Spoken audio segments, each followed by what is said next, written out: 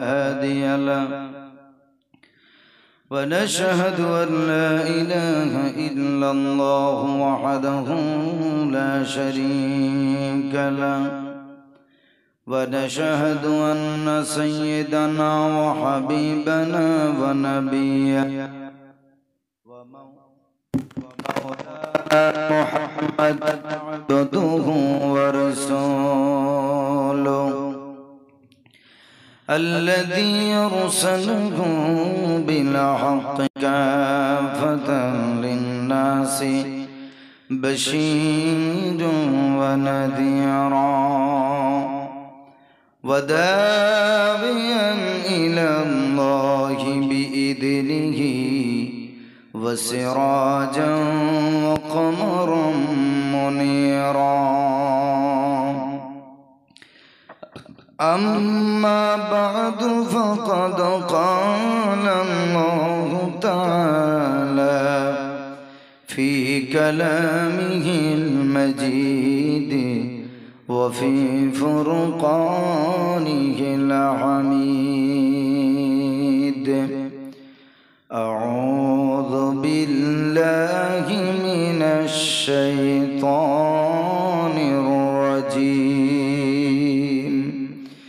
بسم الله الرحمن الرحيم إن الله عنده علم الساعة وينزل الغيث ويعلم ما في الأرحام وما تدري نفس ماذا تكسب غدا وما تدري نفس بأي أرض تموت وقال النبي صلى الله عليه وسلم بعثت أنا والساعة كهاتين إن الله وملائكته يصلون على النبي يا أيها الذين آمنوا صلوا عليه وسلموا تسليما اللهم صل على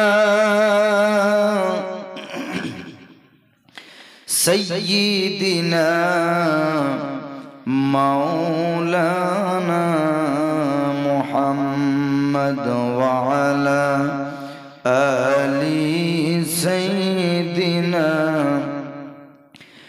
مولانا محمد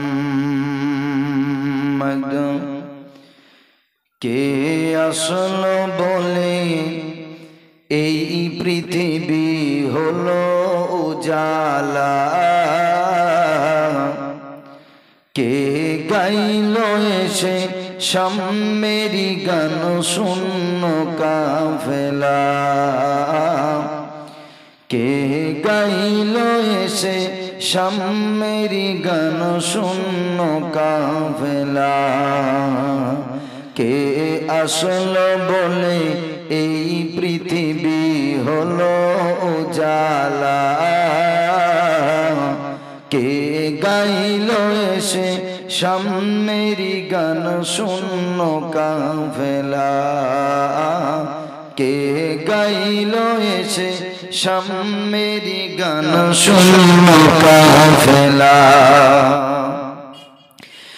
ও হাশিমি মক্কি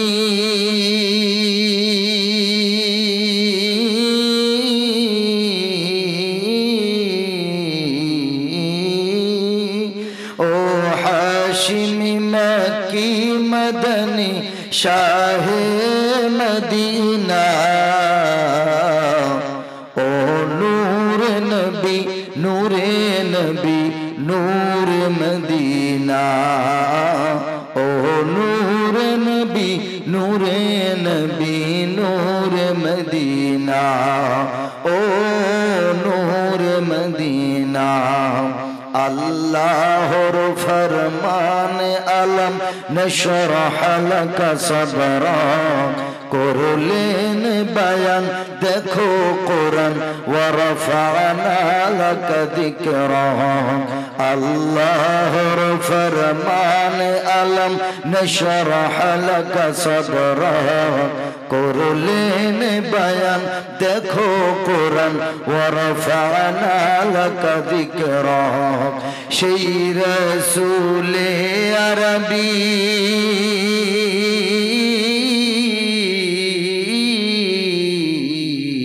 সেই রাসূলে আরবী মানব দরদী সেই রাসূলে আরবী মানব দরদী শাফাআত সফিনা ও নূর নবী নূরে নবী নূর মদিনা ও নূর নবী নূরে নবী নূর মদিনা আহমদ মোহাম্মদ যিনি আখির নবী যার ওসিলাতে সৃজন হলো সুন্দর পৃথিবী একটু জোরে বলবেন সুবহানাল্লাহ আখেরি পয়গম্বর মায়ার নবী দয়ার নবী মুহাম্মদুর রাসূলুল্লাহ সাল্লাল্লাহু আলাইহি ওয়াসাল্লামের ওসিলাতে তার আগমনের কারণে আল্লাহ তাআলা পৃথিবী আসমান জমিনকে সৌন্দর্যমণ্ডিত করলেন জোরে বলেন না সুবহানাল্লাহ তিনি না এলে এই বৈচিত্র্যময় সুন্দর পৃথিবী আমরা দেখতে পারতাম না কবিতায় বলছেন আহমদ মুহাম্মদ যিনি আখির নবী আহমদ মুহাম্মদ যিনি আখির নবী যার ওসিলাতে সৃজন হলো সুন্দর পৃথিবী যার চেহারা নুরানি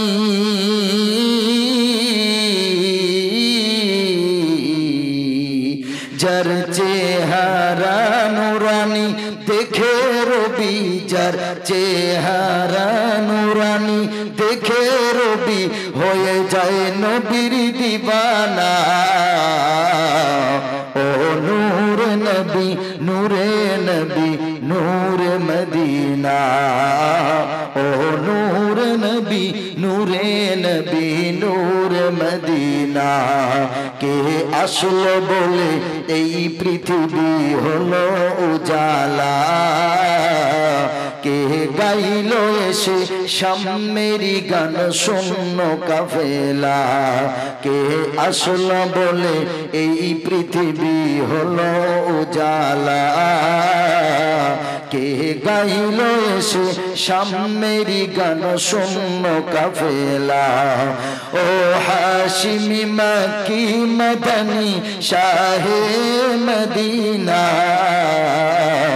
ও নূর নবী নূরে নবী নূর মদিনা ও নূর নবী নূরে নবী নূর মদিনা ও নূর মদিনা সকলে বলুন সাল্লাল্লাহু আলাইহি ওয়াসাল্লাম সর্বপ্রথম আমার সর্বপ্রকার স্তব স্তুতি প্রশংসা উপাসনা আরাধনা বন্দনা নিবেদন করি পূত পবিত্র আল্লাহ সুবহানাহু ওয়া তাআলার জন্য যিনি আদি অনন্ত চিরস্থায়ী চিরঞ্জীব যিনি অঝর অমর অক্ষয় অব্যয় যিনি জলে স্থলে অনুতে পরমাণুতে খেসরে ভূসরে আসমান ও জমিনে যে আল্লাহ তাআলা ইলমান ও কুদরতান বিরাজমান সেই মহান গরিয়ান সর্বশক্তিমান পূত পবিত্র আল্লাহ সুবহানাহু ওয়া তাআলা যিনি আমাদেরকে পবিত্র মাহফিলে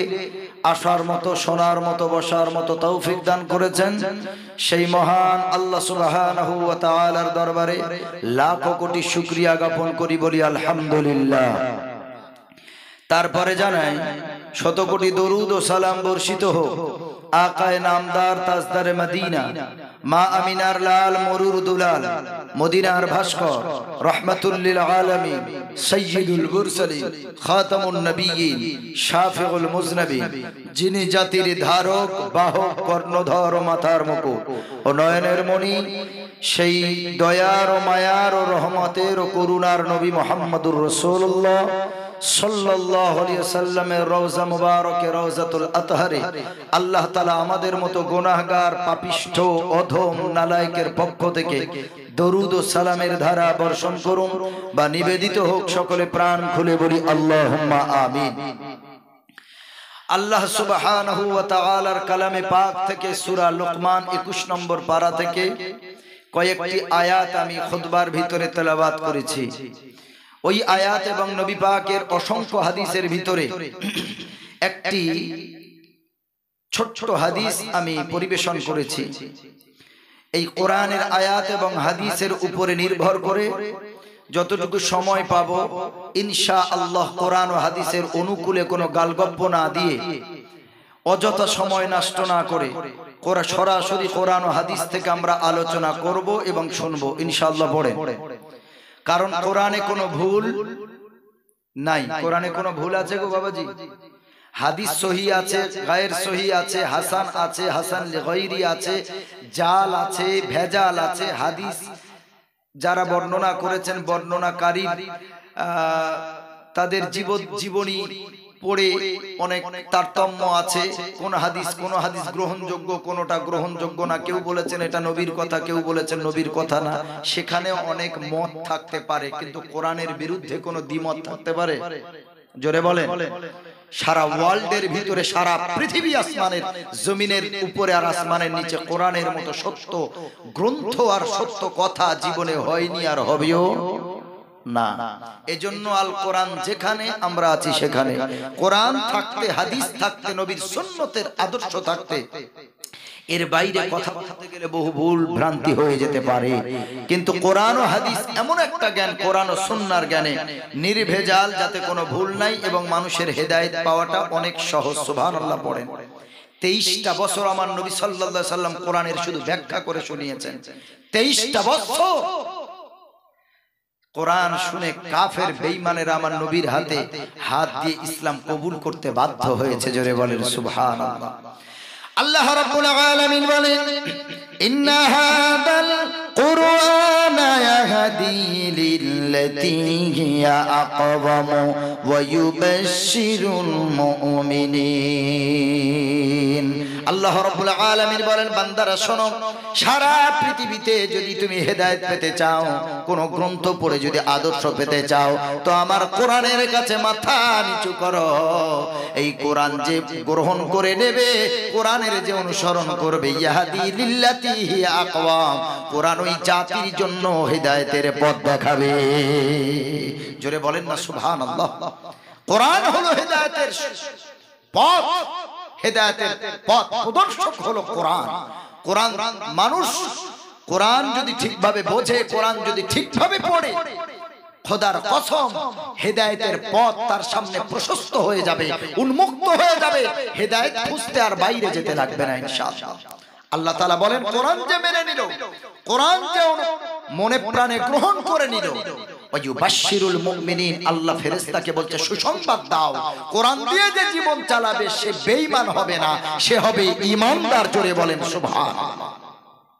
কিন্তু নবীজির হাদিস, কিয়ামতের আগে কোরআনের ইলম উঠে যাবে। কোরআনের ইলম উঠে যাবে কিয়ামতের আগে। কিয়ামত কবে হবে পৃথিবীর মাটিতে কেউ জানে বাবাজি? কোন সময় হবে, কটার সময় হবে কেউ বলতে পারবে? কোন নবীগণ কি জানতেন কিয়ামতের কবে, কিয়ামতের কথা যে কবে হবে, কটার সময় হবে? নির্দিষ্ট জ্ঞান কোন নবীকে আল্লাহ দিয়েছেন কি মনে হয়? নবীগণদের তো আল্লাহ অঢেল জ্ঞান দান করেছেন, কিন্তু 5টা জ্ঞান এমন আছে পৃথিবীর কোন নবীরও নাই, কোন সাহাবীরও নাই, তাবেঈনদের নাই, তাবে তাবেঈনদের নাই, কোন পীর ওলি মুজতাহিদ মাশায়েখ যারাই আছে, এই 5টা জ্ঞান আল্লাহ কোন বিজ্ঞানী সহ কাউকে আল্লাহ তাআলা 5টা জ্ঞান দান করেননি। ওটা আল্লাহর কাছে রেখে দিয়েছেন। জোরে বলেন সুবহানাল্লাহ। এই পাঁচটা জ্ঞানে গুণী পৃথিবীর কেউ হতে পারবে না আল্লাহ ছাড়া। অথচ আল্লাহ রাব্বুল আলামিন নবীর ব্যাপারে বলেন ওয়াগাল্লামাকা মা লাম তাকুন তাআলাম। ও নবী, আপনার অজানা জ্ঞানগুলি সব আমি আল্লাহ তাআলা দান করে আপনাকে জ্ঞানী বানালাম। এক শ্রেণীর মানুষ বলে আমার নবী নাকি অশিক্ষিত, নবীজি নাকি মূর্খ। এ পৃথিবীর মুসলমান, আল্লাহ রাব্বুল আলামিন কোরআনের এক একটা আয়াত দিয়ে আপনাকে দলিল দিয়ে দেখিয়ে দেব আমার নবী অশিক্ষিত না রে মুসলমান। সারা পৃথিবীতে যত শিক্ষার স্তর আছে সব থেকে উন্নত স্তরে আমার নবী আছে। পৃথিবীতে যত শিক্ষার স্তর আপনি যদি বলতে পারেন সব থেকে উচ্চ স্তরে আমার নবীর শিক্ষা। জোরে বলেন সুবহানাল্লাহ। নবী শিক্ষিত আমরা কোরআন এবং হাদিস দ্বারা বুঝি, এটা আমার ব্যক্তিগত আকীদার কথা বলছি। আমার নবী মূর্খ না, আমার নবী অশিক্ষিত না। সারা ওয়ার্ল্ডের ভিতরে আমার নবী সাল্লাল্লাহু আলাইহি সাল্লাম বিশ্বের বড় বিজ্ঞানী। জোরে বলেন সুবহানাল্লাহ। নবীজি থেকে বড় বিজ্ঞানী এই ওয়ার্ল্ডে আর কেউ নাই, হবেও না ইলা ইয়াউমিল কিয়ামা, কিয়ামত পর্যন্ত অসম্ভব, ইম্পসিবল। এক একটা করে প্রমাণ দেব আমার নবী বিজ্ঞানী না বিজ্ঞানী নয়, সেই প্রমাণ এক একটা দেব ইনশাআল্লাহ। আল্লাহ রাব্বুল আলামিন নবী শিক্ষিত নাকি আগে জেনে নেন। যেই গুহার ভিতরে পাঁচটা আয়াত আল্লাহ অবতীর্ণ করলেন, সেই গুহার নাম হলো গারে হেরা, যেখানে আমরা উঠেছিলাম প্রায় 1 ঘন্টা 15 মিনিট ধরে। এই যুবক অবস্থায় উঠতে উঠতে কিছু জায়গায় রেস্ট নেই, এত তীব্র গরম, সূর্যের এত তাপ। একটু করে উঠি, একটু করে পানি পান করি। তারপরেও চিন্তা করেছি যতই কষ্ট হোক আমার মায়ার নবী যদি উঠতে পারে, আমরা যুবক হয়ে কেন হারাবো? আমরা কেন উঠতে পারবো না? আমরা উমরায় যে কজন ছিলাম 4-5 জন আমরা উঠেছি, আলহামদুলিল্লাহ। কষ্ট হয়েছে, কিন্তু উঠতে উঠতে ভাবছি এখন তো রাস্তা হয়ে গেছে, পাহাড়ের পাথর কেটে সিঁড়ি করে দিয়েছে।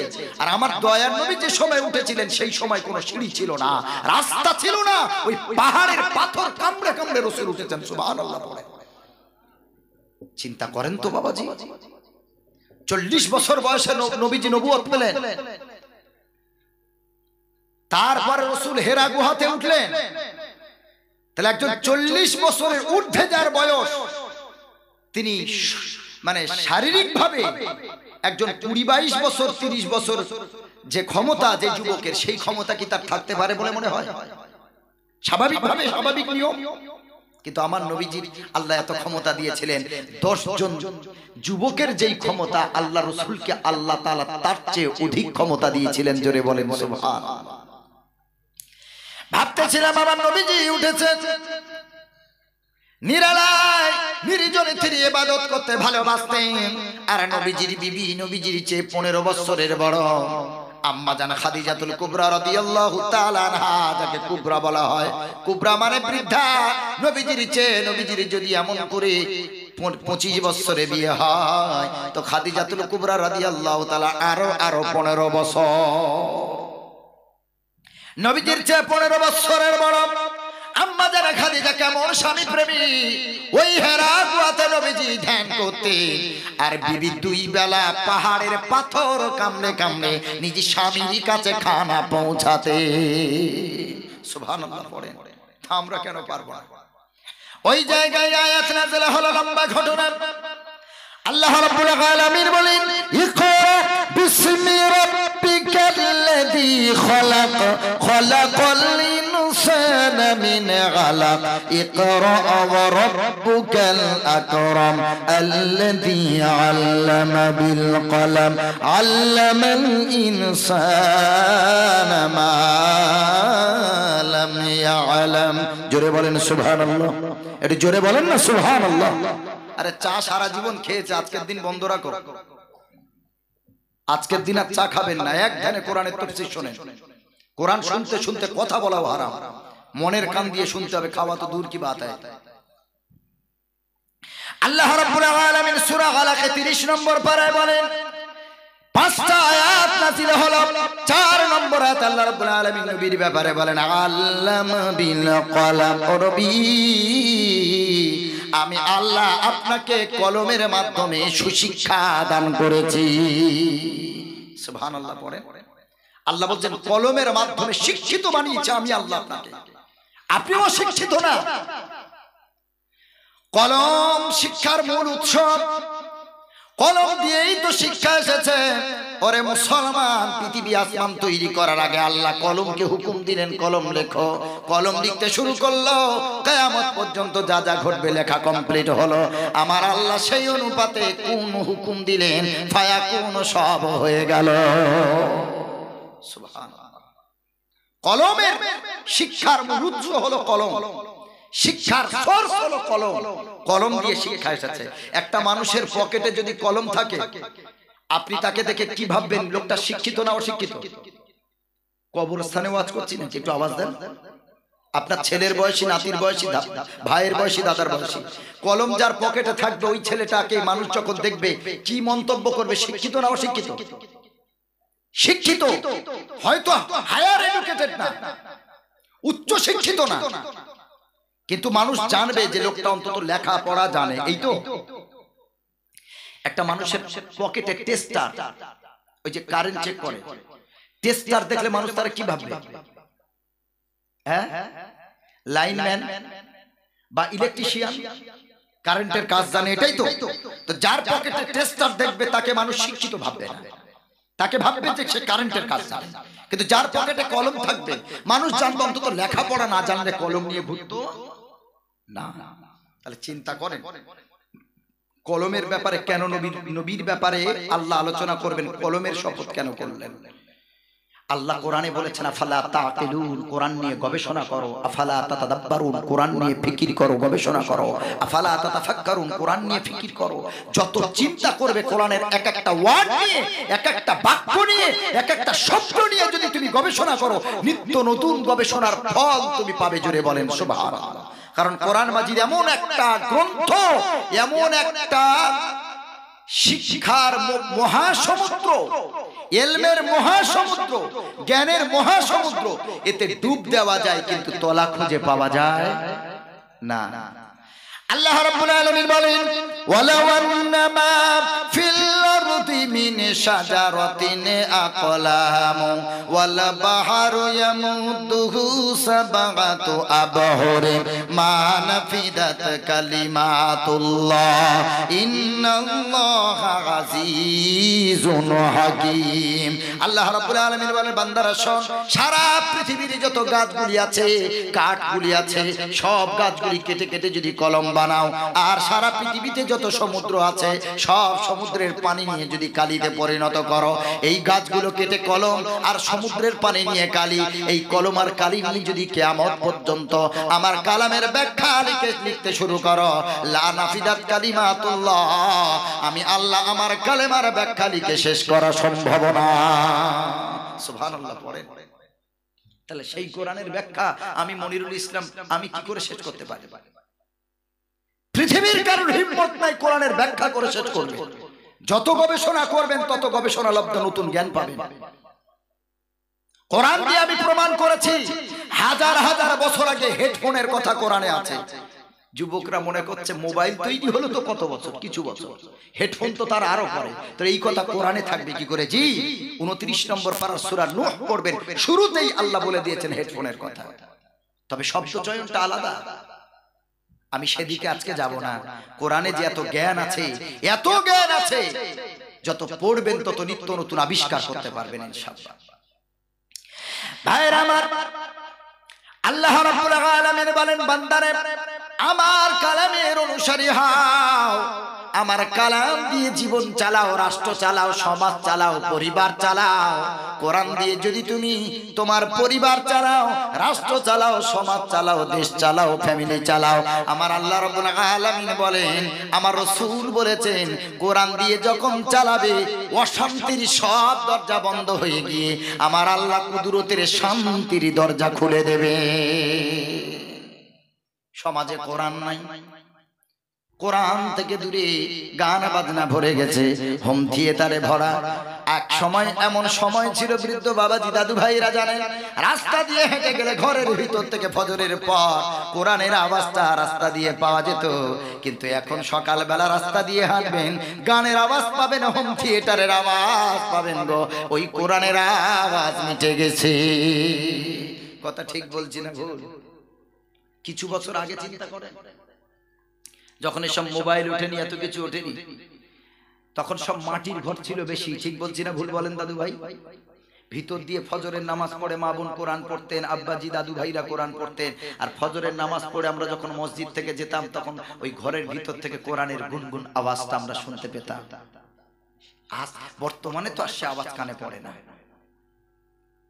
কোরআন থেকে বহু দূরে আমরা। আল্লাহ রাব্বুল আলামিন কোরআনের শিক্ষা দিলেন নবীর মাধ্যমে। আজ পৃথিবীর ময়দানে যারা কোরআনের হাফেজ আলেমদের সকলের শিক্ষক হলো রাসূলুল্লাহ। জোরে বলেন সুবহানাল্লাহ। এজন্য সারা ওয়ার্ল্ডের ভিতরে সবথেকে উচ্চ শিক্ষা হলো, সবথেকে মর্যাদাপূর্ণ শিক্ষা হলো কোরআনের শিক্ষা। কারণ আমি শিখেছি আমার ওস্তাদের থেকে, তিনি শিখেছেন তার ওস্তাদের থেকে, তিনি শিখেছেন তার ওস্তাদের থেকে, তিনি শিখেছেন তার ওস্তাদের থেকে। এইভাবে সিরিয়াল ওয়াইজ যেতে যেতে ইমামে আজম আবু হানিফা, তারপরে তাবেঈন, তারপরে তাবেঈন, তারপরে সাহাবী, সাহাবীগণ শিখেছেন নবীর কাছ থেকে। তাহলে আসল শিক্ষা এসেছে রাসূলুল্লাহর কাছ থেকে। সুবহানাল্লাহ পড়ে। যেই শিক্ষার শিক্ষক হলো রাসূল, সেই শিক্ষার চেয়ে উত্তম শিক্ষা হতে পারে? যার গুরু হলো রাসূল, তাহলে সেই শিক্ষাটা কিভাবে ওয়ার্ল্ডে ন্যূনতম মানের হতে পারে? আরবি শিক্ষা, কোরআনের শিক্ষা, হাদিসের শিক্ষা হলো সারা ওয়ার্ল্ডে এক নম্বর শিক্ষা। জোরে বলেন সুবহানাল্লাহ। কিন্তু আফসোস, বহু ফ্যামিলিতে এখনো কোরআন জানে না। এমএ পাস, বিএ পাস, মাধ্যমিক পাস, উচ্চ মাধ্যমিক পাস, সব কিছু কমপ্লিট করে ফেলেছে, বিশাল কোয়ালিফাইড, অনেক কোয়ালিফিকেশন আছে তার। কিন্তু জিজ্ঞেস করো কোরআন জানে? বলে ওইটা বাদ দিয়ে সব জানে। ইংরেজিতে ঘন্টার পর ঘন্টা কথা বলবে, এতে পটু। কোরআন জিজ্ঞেস করো, কোরআনের আদর্শ, কোরআনের শিক্ষা তার ভিতরে আর নাই। ভাইরা আমার, আল্লাহ রাব্বুল আলামিন বলেন আমার রাসূল কত শিক্ষিত। রাসূলুল্লাহর ব্যাপারে সূরা নূহের ভিতর আল্লাহ রাব্বুল আলামিন বলেন নুন, এটা একটা অক্ষর, ওয়াল কলামি ওয়া মা ইয়াসতুরুন।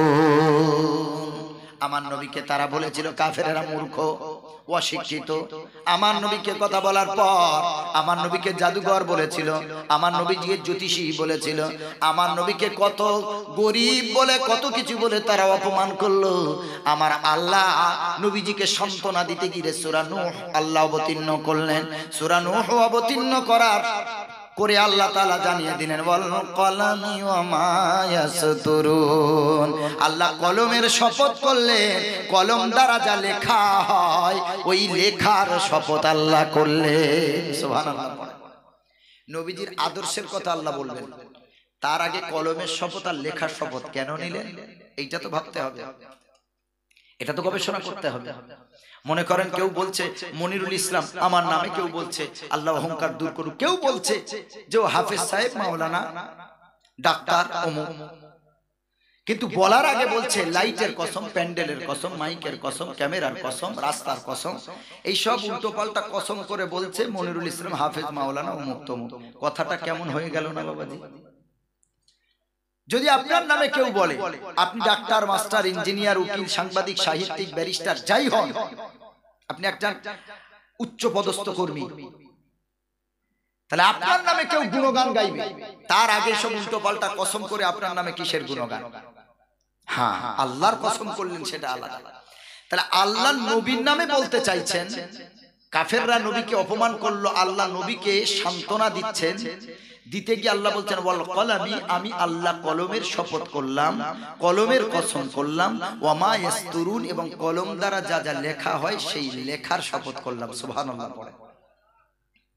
আমি দুটো শব্দ নিয়ে ভেবেছি, নবীর ব্যাপারে বলবেন তো কলমের কি সম্পর্ক নবীর সাথে, লেখার বা কি সম্পর্ক নবীর সাথে?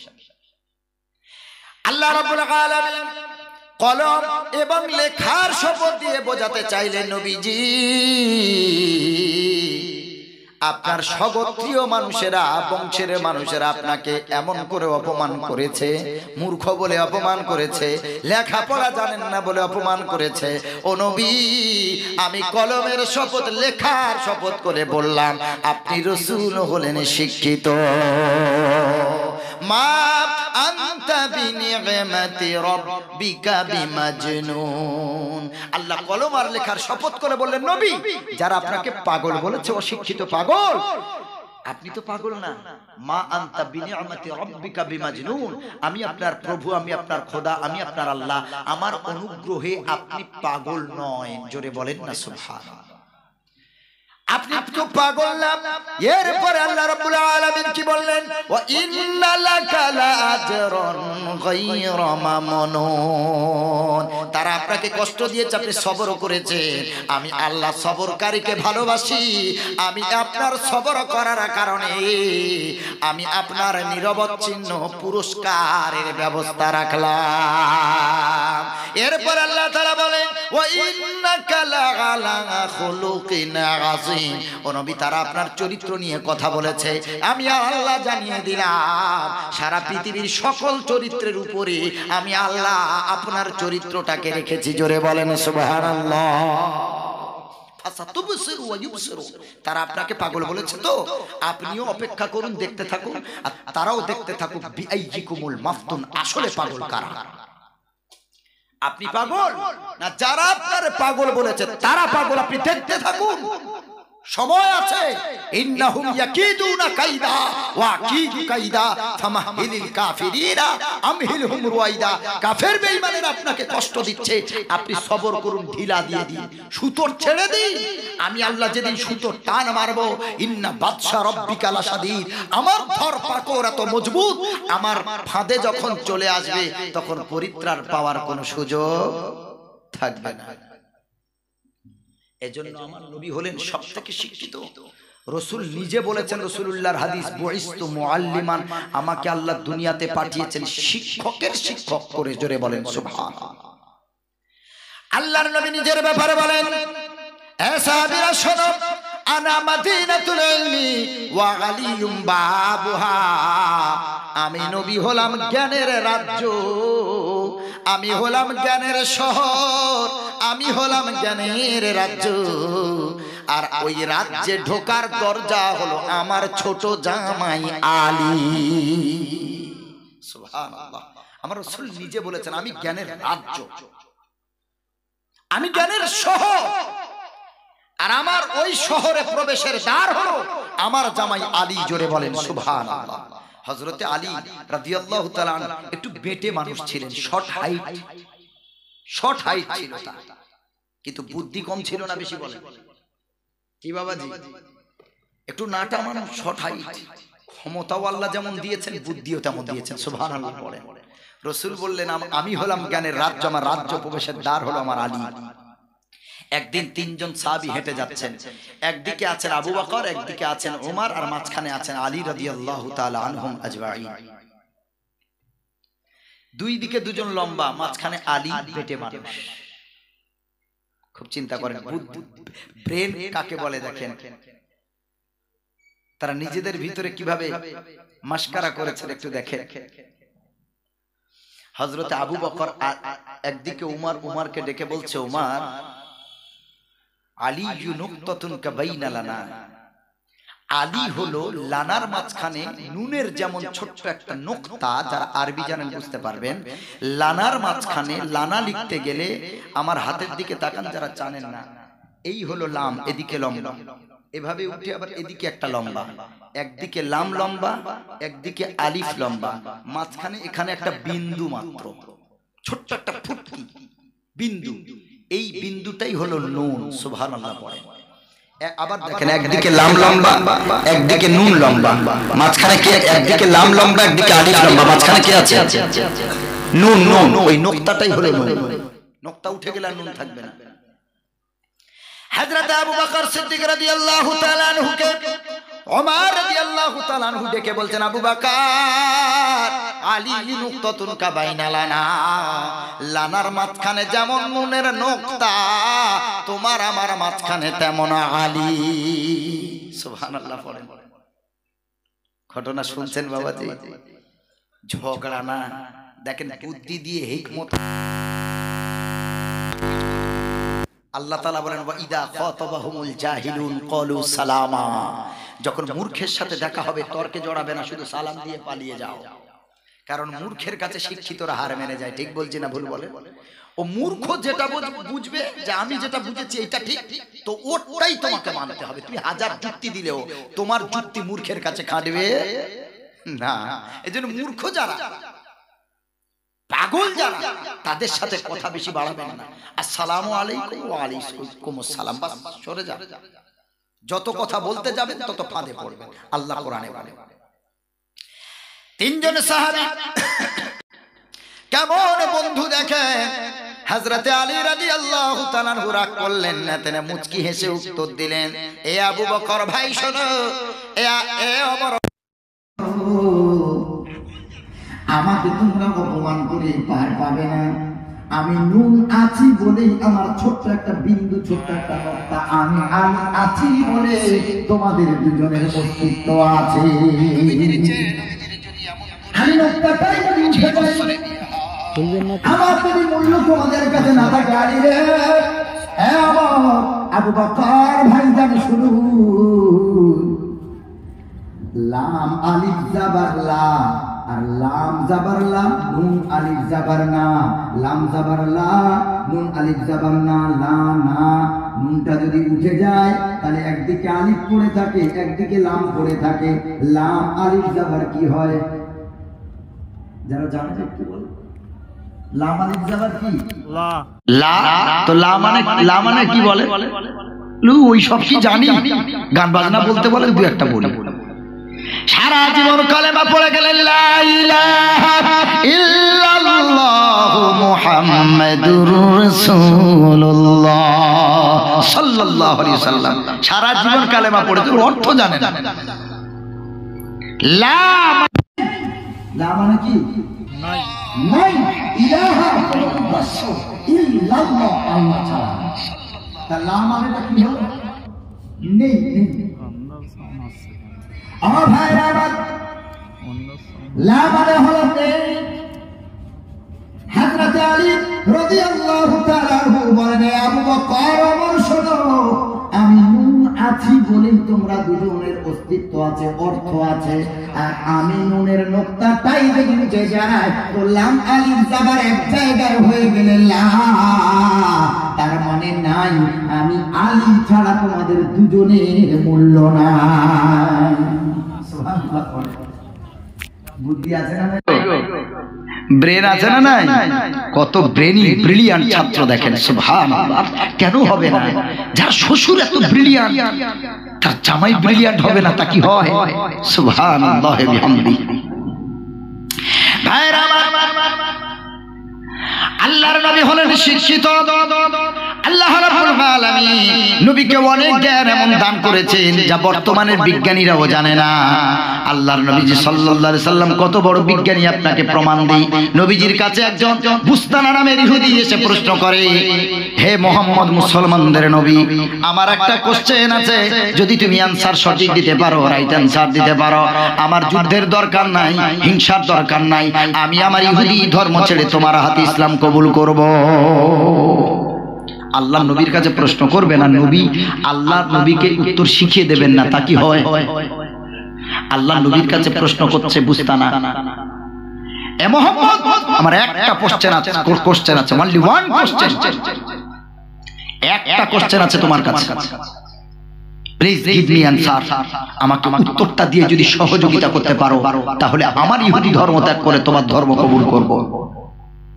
নবীজি মাথা নিচু করে বললেন, বলো কি প্রশ্ন আছে। শোনেন কেমন নবী আমরা পেয়েছি। নবীজি সাল্লাল্লাহু আলাইহি সাল্লাম মাথা নিচু করে বললেন, এ বুস্তানা, বলো তোমার কি প্রশ্ন, আমি প্রস্তুত আছি অ্যানসার দেওয়ার জন্য। আল্লাহর নবী সাল্লাল্লাহু আলাইহি ওয়াসাল্লাম মাথা নিচু করে আছেন। ইহুদি বুস্তানা তাওরাতের পণ্ডিত ছিলেন। ইহুদি বলছে, মুহাম্মদ বলো গ্রহ কটা? প্রশ্ন কি? গ্রহ কটা? এই যে পৃথিবীতে বসে আছেন, এটাও একটা গ্রহ, এটা কি বলে? গ্রহ।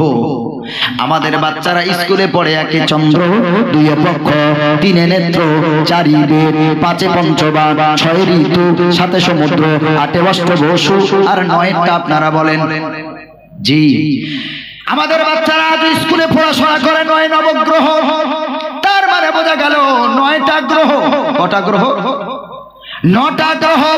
মঙ্গল, বুধ, বৃহস্পতি, শুক্র, শনি, নেপচুন, ইউরেনাস, প্লুটো, ভলকান, প্ল্যানেটে, পৃথিবী, এই রকম 9টা গ্রহ বিজ্ঞানীরা বলেছে। প্রথমে তারা গবেষণা করলো গ্রহ হলো 9টা। এরপরে ওই বুস্তানা প্রশ্ন করলো, এ মোহাম্মদ গ্রহ কটা? আমার নবী মাথা নিচু করলেন, জিবরিল আমিন আলাইহিস সালাম হাজির। এসে সাথে সাথে নবীজির সামনে ধরলেন 12 নম্বর পারা, সূরার নাম সূরা ইউসুফ। যেই সূরাতে ইউসুফ আর জুলাইখার প্রেমের খুব সুন্দর ঘটনা আছে, আমরা সবাই জানি। ওই সূরায় আল্লাহ শুরুর দিকে এই উত্তরটা দিয়ে দিয়েছেন, ইদ ক্বালা ইউসুফু লিআবিহি ইয়া আবাতি ইন্নী রাআইতু আহাদা আশারা কাওকাবান ওয়াশ-শামসা ওয়াল কমারা রাআইতুহুম লি সাজিদিন। জোরে বলা যাবে নারে তাকবীর। সবাই আওয়াজ দিয়ে, আল্লাহ যদি সকলের হয় সবাই আওয়াজ দিয়ে বলেন নারে তাকবীর, নারে তাকবীর। হিন্দুরা তারা রামের নামে ধ্বনি দিয়ে ইসলামকে ভয় দেখাচ্ছে, আতঙ্কের মুখে ফেলে দিয়েছে, আর আমরা আমাদের আল্লাহর ধ্বনি ভুলে গিয়েছি। ঠিক বলছি না ভুল বলে? আরে কর্ণাটকের কলেজের মেয়ে যার নাম ছিল মুস্কান, পিছন থেকে গেরুয়া শিবির সব পিছন থেকে ধাওয়া করে বলল, বলো জয় শ্রীরামের ধ্বনি দাও। একা মহিলা, আপনারা ইতিহাস ভুলে যেতে পারেন, একা মহিলা মুস্কান ঘুরে দাঁড়িয়ে রামের নামে ধ্বনি না, আল্লাহু আকবারের ধ্বনি দিয়ে সারা ওয়ার্ল্ডকে কাঁপিয়ে দিয়েছে। জোরে বলেন সুবহানাল্লাহ।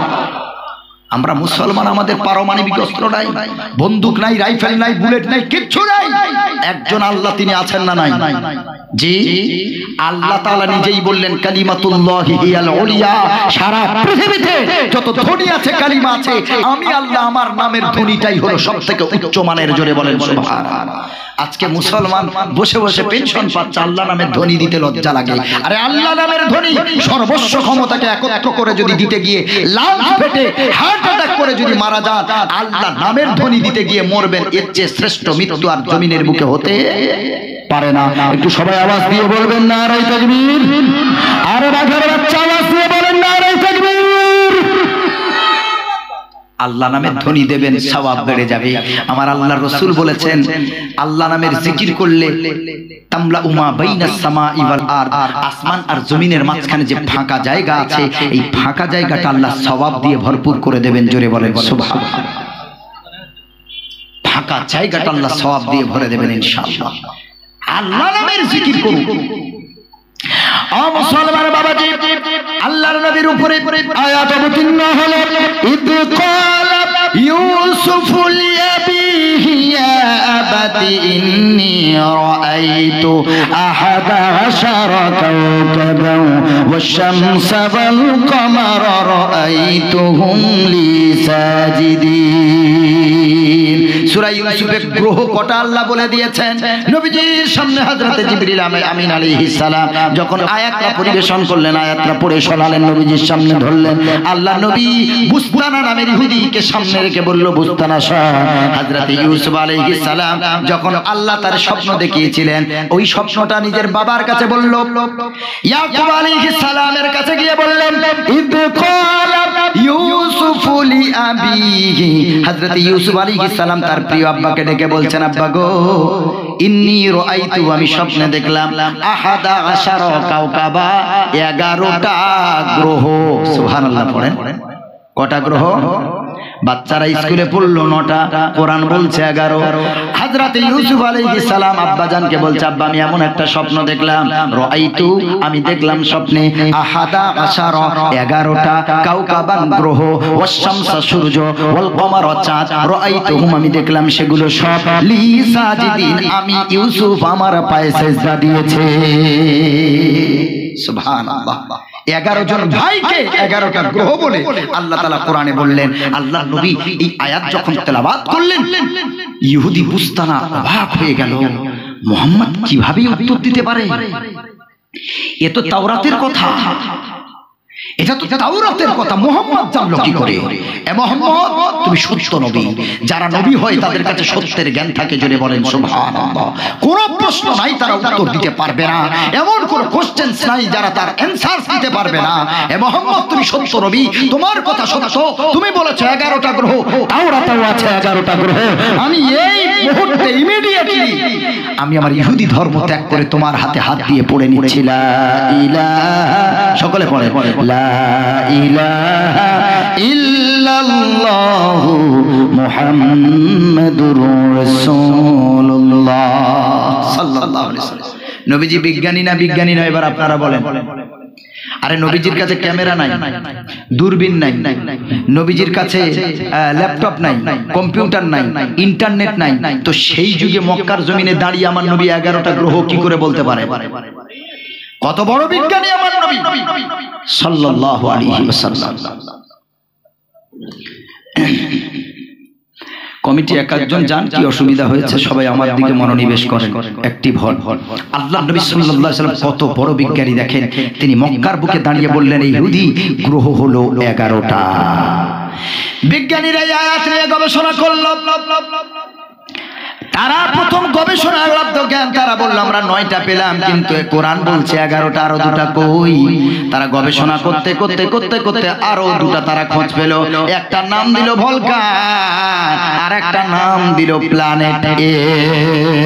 বিজ্ঞানীরা 9টা প্রথম পেল, পরে আরো 2টো গ্রহ তারা সন্ধান পেয়ে বলল আমরাও পেয়ে গিয়েছি 11টা। সুবহানাল্লাহ। কোরআনে যা আছে সব মানতে বাধ্য বিজ্ঞানীরা। বহু বড় বড় বিজ্ঞানীরা তারা কোরআন গবেষণা করে মুসলমান হয়ে গেছে। যে যেই জ্ঞানটা, এই যে ফিঙ্গারপ্রিন্ট, আমরা যে আঙ্গুলের ফিঙ্গারপ্রিন্ট দিই, এই ফিঙ্গারপ্রিন্টের কথা 1500 বছরের কোরআনে আল্লাহ তাআলা বলে দিয়েছেন, জোরে বলেন সুবহানাল্লাহ। ফিঙ্গারপ্রিন্ট যিনি আবিষ্কার করলেন তার নাম হলো doctor Henry falls, HENRY, Henry, FOULDS, doctor Henry falls 1985 সালে ফিঙ্গারপ্রিন্টের আবিষ্কার করলেন। 1985 সালে ফিঙ্গারপ্রিন্টের আবিষ্কার করলেন। একজন মুসলমান মাওলানার সাথে দেখা, তিনি বলছেন যে আমি অনেক গবেষণা করে এই ফিঙ্গারপ্রিন্ট আবিষ্কার করেছি। মাওলানা চাতা মাওলানা না, কোরআন যেখানে খুলে দেবেন তাফসীর করে দেবে, ব্যাখ্যা করে দেবে, সেই রকম মাওলানা, সেই রকম জ্ঞানী পণ্ডিত মানুষ। এখন তো এমন মাওলানা আছে, খুলে দেন একটা আয়াতও পড়ে ব্যাখ্যা করতে পারবে না, কিছুই বোঝে না, নাম রেখেছে মাওলানা। এসব কথা রাসূল 1500 বছর আগে বলে গেছেন। আসবো ইনশাআল্লাহ, সময় পেলে সেগুলো শোনাবো কিছু কথা। এত বড় মাওলানা দেখা করে মাওলানা মুচকি হেসে বললে, এ মিস্টার হেনরি ফল্স, তুমি এত কষ্ট করে গবেষণা করেছো, কিন্তু 1500 বছর আগে আমার নবীজি কোরআনের মাধ্যমে ফিঙ্গারপ্রিন্টের কথা বলে দিয়েছে। যখন কাফেররা নবীজিকে বলল আয়া হাসাবুল ইনসানু আল্লান নাজমা ইযামা বালা কাদিরিনা আলা আন নুসাউবিয়া বানানা।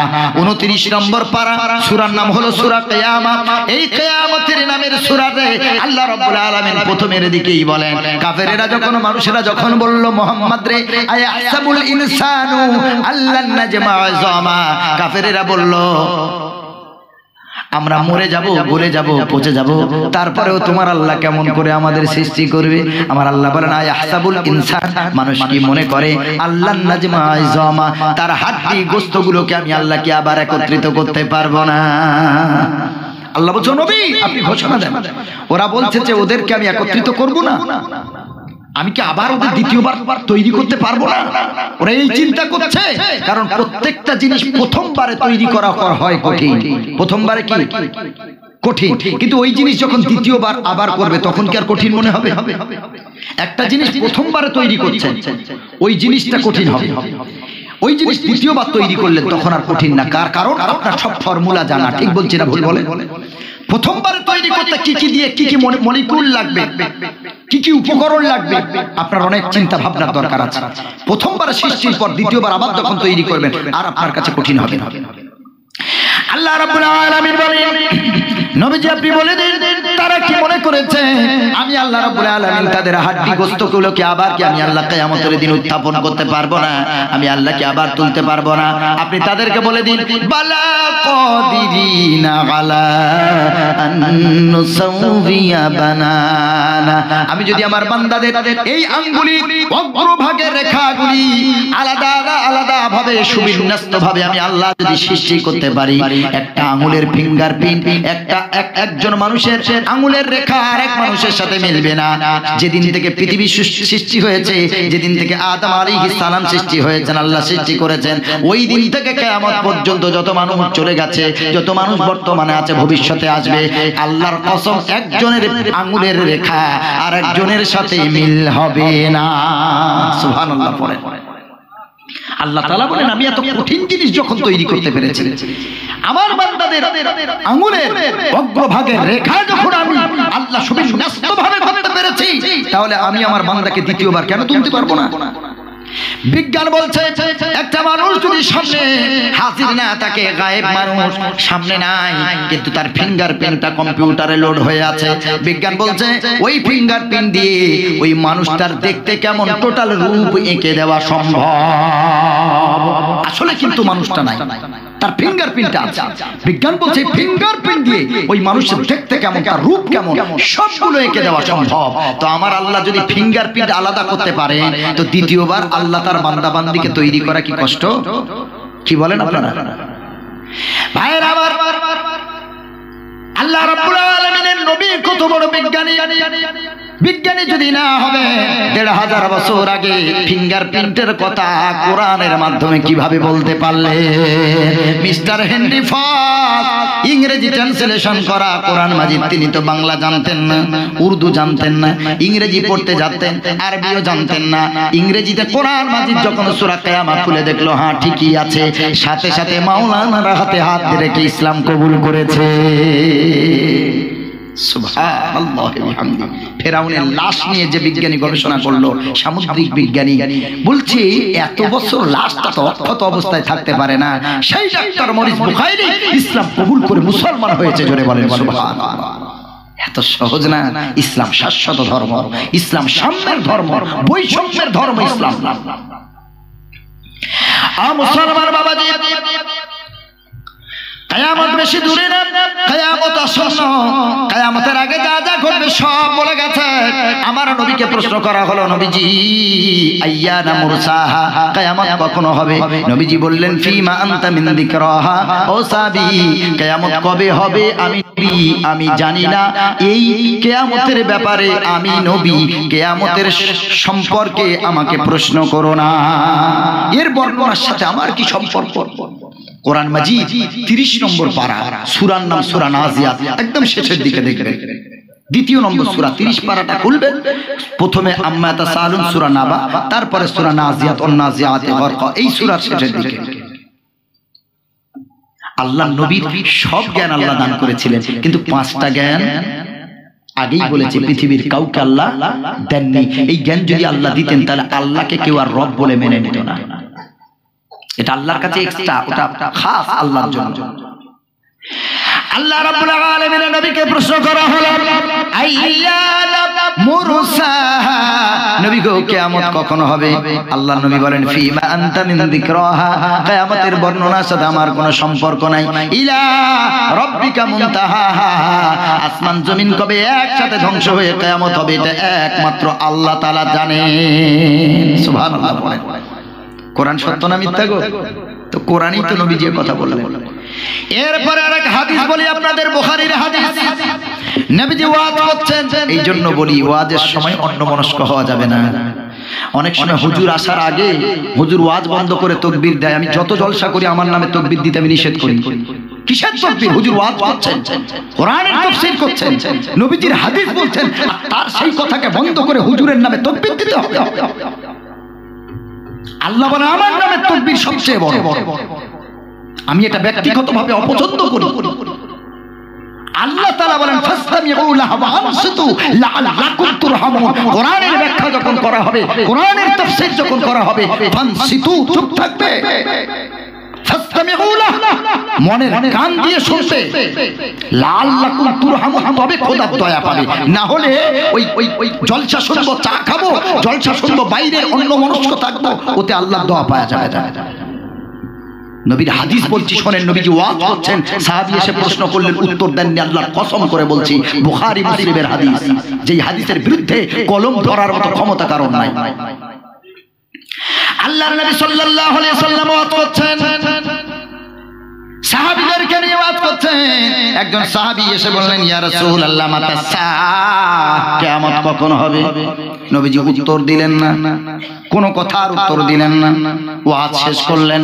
ওয়াজ শেষ করতে করতে নবীজি তো উত্তর দিতে পারতেন, ওয়াজ করার মাঝখানে নবীজি বিশৃঙ্খলা, সাহাবীদের প্রশ্নের উত্তর দিয়ে নবীজি বিশৃঙ্খলা তৈরি করেননি। আমাদের নবী সাল্লাল্লাহু আলাইহি ওয়াসাল্লাম ওয়াজ শেষ করলেন, নসিহত শেষ করলেন। এরপরে নবীজি বললেন, মানি সাইল, প্রশ্নকারী কোথায়? কুম, উঠে দাঁড়াও। প্রশ্নকারী উঠে দাঁড়ালেন, বলো তোমার প্রশ্ন কি? প্রশ্নকারী বললেন, ইয়া রাসূলুল্লাহ মাতা সাআহ, কিয়ামত কবে হবে? আমার নবী বললেন, কিয়ামত কবে হবে আমি জানি না, তবে কিয়ামতের আগে কি কি ঘটবে তা আমি বলে দিচ্ছি, শুনে নাও।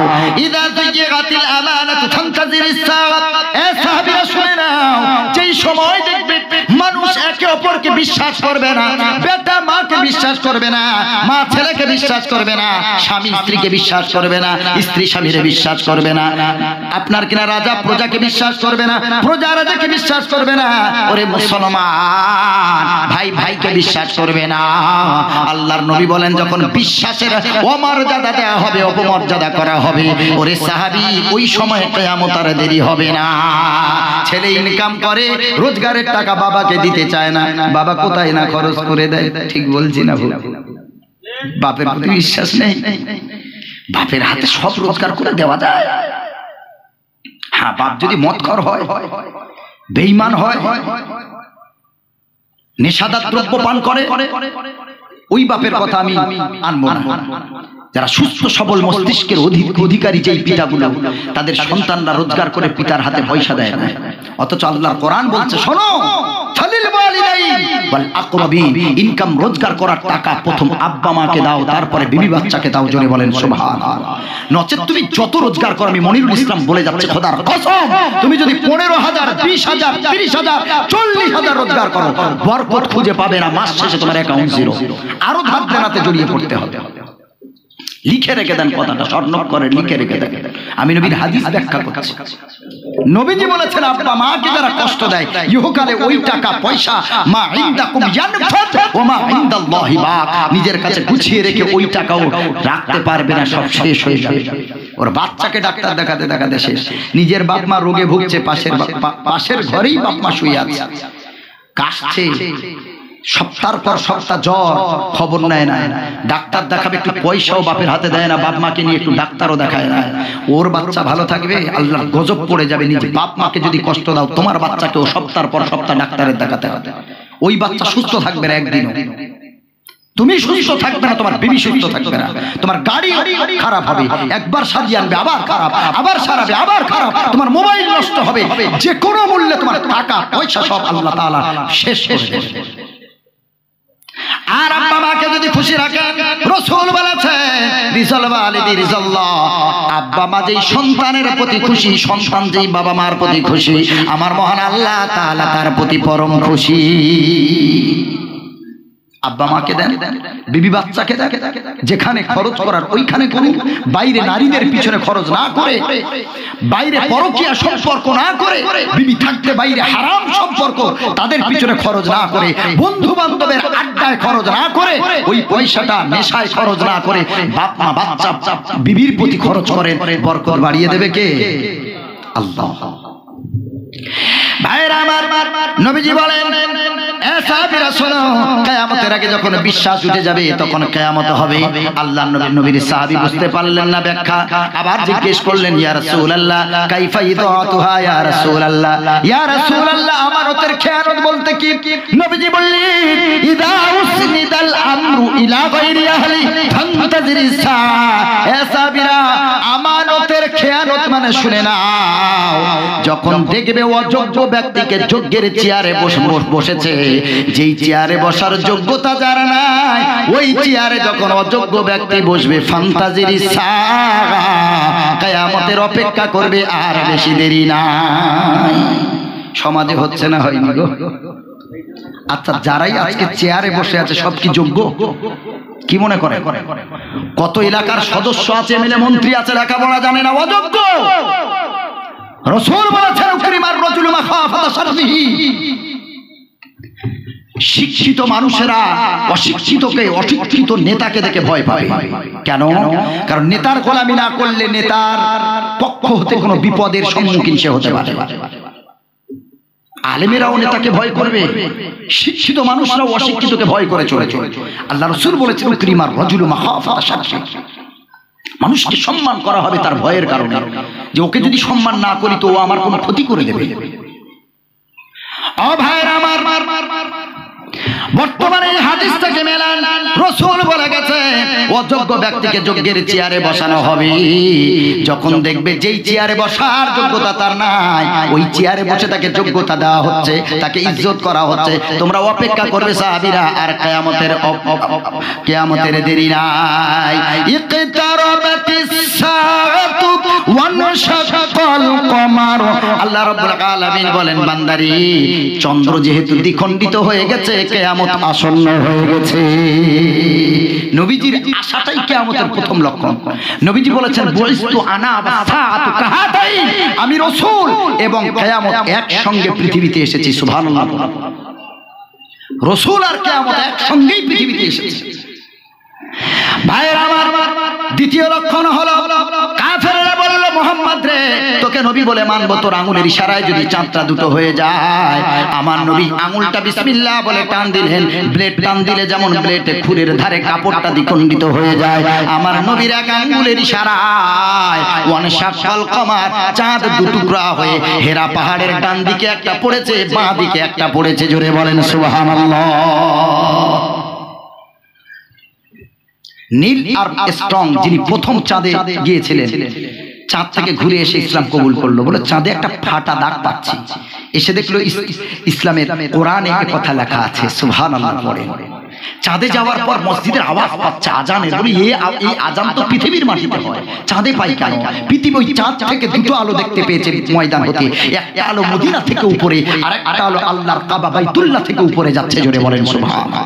সোজা এসে ডিরেক্ট ইসলাম কবুল করলেন। ইসলামের সত্যতা মানুষের সামনে ফুটিয়ে তুললে জোর করে ইসলাম কবুল করাতে লাগে না, মানুষ জেনে বুঝে ইসলাম কবুল করবে। আর এখনকার জওয়ান যুবক ছেলেরা তো নন মুসলিম মেয়েদেরকে বিবাহ করছে, বলছে বিশাল সওয়াবের কাজ করেছি, হিন্দু মেয়েকে বিয়ে করে মোল্লা বানিয়েছি। ঠিক বলছি না ভুল বলেন? ওই মোল্লা বানিয়ে তোমার একটাও সওয়াব হবে না। ও তো তোমার লোভে তোমার স্বামী বলে মানবে বলে মুসলিম হয়েছে, ও আল্লাহকে চিনে মুসলিম হয়।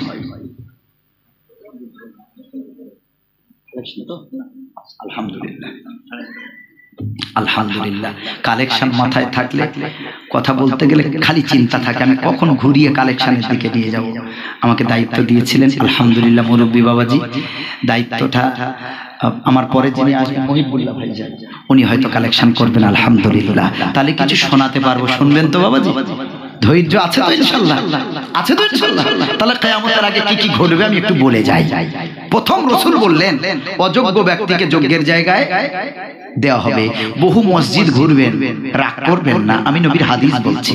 বহু মসজিদ ঘুরবেন, মসজিদের ইমাম যিনি আছেন উনি আলেম না। কথা ঠিক বলছি না ভুল বলেন? মসজিদ কমিটি কারা? সাধারণ মানুষ। আলহামদুলিল্লাহ। মসজিদের ইমাম নিযুক্ত করবে কে? কমিটি মানুষ, সাধারণ মানুষ। জি না, মসজিদের ইমাম নিযুক্ত করবেন আর একজন হাক্কানি মুহাক্কিক আলেম। কারণ সাধারণ মানুষ কে ভালো মাওলানা, কে কেমন, তিনি তো আর বুঝতে পারবেন না। নবীজি সাল্লাল্লাহু আলাইহি ওয়াসাল্লামের আরেক হাদিস শোনায় কিয়ামতের আগে কি ঘটবে। ও মুসলমান দাদু ভাই বাবাজিরা, আমার যুবকেরা, আল্লাহর নবী সাল্লাল্লাহু আলাইহি ওয়াসাল্লাম বলেন, শুনে না, ইত্তাখাযান নাসু রুউসান জুহালান, কিয়ামতের আগে মানুষরা মূর্খদেরকে নেতা বলে মেনে নেবে, মূর্খদেরকে ইমাম বলে মেনে নেবে, মূর্খদেরকে মন্ত্রী বলে মেনে নেবে। বর্তমানে হচ্ছে না, হয়নি? আমি শুধু হাদিস একটা বলছি, আমার উপর রাগ করে লাভ নেই, রাগ করলে নবীর উপর করে। আমার উপর রাগ করলে যে মনিরুল ইসলাম কি বলছে রে বাবা, এসব নবীজি বলে গেছেন তাই শোনাচ্ছে, কিয়ামতের আগে কি কি ঘটবে। এখন যদি আমার গাল দেন তো আমার গাল পড়বে নবীর উপরে, কারণ আমি নবীর উম্মত, তার হাদিস আমি বর্ণনা করতে এসেছি আপনার কাছে। আল্লাহর নবী সাল্লাল্লাহু আলাইহি ওয়াসাল্লাম বলেন, ইত্তাখাযান নাসু রুসান জুহালা, মানুষেরা কিয়ামতের আগে মূর্খকে নেতা বলে মেনে নেবে, বিশাল মাদ্রাসা চালাবে, মাদ্রাসার মুহতামিম আলেম হবে না। আমি বহু দেখেছি, বিশাল মাদ্রাসা চালাচ্ছে মুহতামিম, ওরে বাপ রে, বিশাল পাগড়ি, বিশাল দাড়ি, বিশাল বুড়ি, বিশাল কিছু, আওয়াজ দিয়ে দেখো কোনো আওয়াজ নাই, অথচ তারা দায়িত্ব নিয়ে বসে আছে, পদ নিয়ে বসে আছে, এক একটা পদ, পদ না দিলে ও দায়িত্ব পালন করবে না। দিনের জন্য তোমার পদ দরকার নেই, তুমি দিনের জন্য পদ ছাড়া গোপনে সহযোগিতা করো, এর নাম হলো ইমানদার। জোরে বলেন সুবহানাল্লাহ। আমাকে একটা পদ দাও তবে কাজ করব, কিসের তো পদের লোক তোমার। ও ভাইরা আমার, বহু মসজিদের মাওলানা, মাওলানা নামের মুন্সি, মাওলানা না, মসজিদের মাওলানা চলে গেছে, এখন দ্বিতীয় ইমাম ঠিক করতে হবে। কমিটিরা সকলকে খবর দিয়েছে একটা মাওলানা, একটা ইমাম দরকার, গলা ভালো হওয়া চাই। কি ভালো হওয়া চাই? গলা। হুজুর আপনি চলে আসুন জুমার দিন, জুমার নামাজটা পড়াবেন, আপনার নামাজ শুনে তারপরে আমরা কমিটি মেম্বার যারা আছি আমরা সব মোটামুটি ঠিক করব, আপনাকে রাখতে হবে না হবে। জুমার দিন হুজুর 11:30টায় হাজির। এত সুন্দর নামাজ পড়ালেন, খুতবা দিলেন, নামাজের পর দুই হাত তুলে এত সুন্দর দোয়া করলেন, এমন কোন মুসল্লি নাই যার চোখে পানি আসে না। দোয়া কলিজা ঠান্ডা করা দোয়া। মুসল্লি মসজিদ থেকে বার হওয়ার সময় বলছে, ইমাম ইউ আর ফাইনাল, তুমি ফাইনাল হয়ে গেছো, তুমি সিলেক্টেড। ইমামের ভিতরে কি আছে দেখার দরকার নেই, সুর আছে, সুর। আরে মুসলমান, এরপরে মাওলানা নয় কিছুই না, হাদিসের ছোট কিতাব পড়ে নাই, পুরো কোরআনের ব্যাখ্যাও পড়ে নাই, কোরআনের তাফসীরও পড়ে নাই, হুজুর হয়েছে। এখন রমজান মাস এসেছে, একজন সাধারণ মানুষ হুজুরের কাছে গেছে, কারণ উনি জানে বিশাল মাওলানা। পরে মুসলমান কি ফতোয়া নিতে গিয়েছে, ও হুজুর আমার স্ত্রীর পিরিয়ড চলছে, রোজা কি করতে পারবে? বুঝতে পেরেছেন কথা? আমার স্ত্রী পিরিয়ড চলছে, ঋতু চলছে, এই অবস্থায় কি রোজা করতে পারবে? হুজুর চিন্তা করছে রমজান মাসের 1 মাস রোজা ফরজ, ফরজ কি আর ছাড়া যায়? এটা তো আর খাওয়ার ব্যাপার না, ব্লিডিং হচ্ছে তো তার রোজার সাথে কি সম্পর্ক? হ্যাঁ, নামাজটা পড়বে না, রোজাটা করবে। নাউজুবিল্লাহ পড়েন। আমার কাছে খবর আছে, তবে আমি বলছি, কি আশ্চর্য কথা।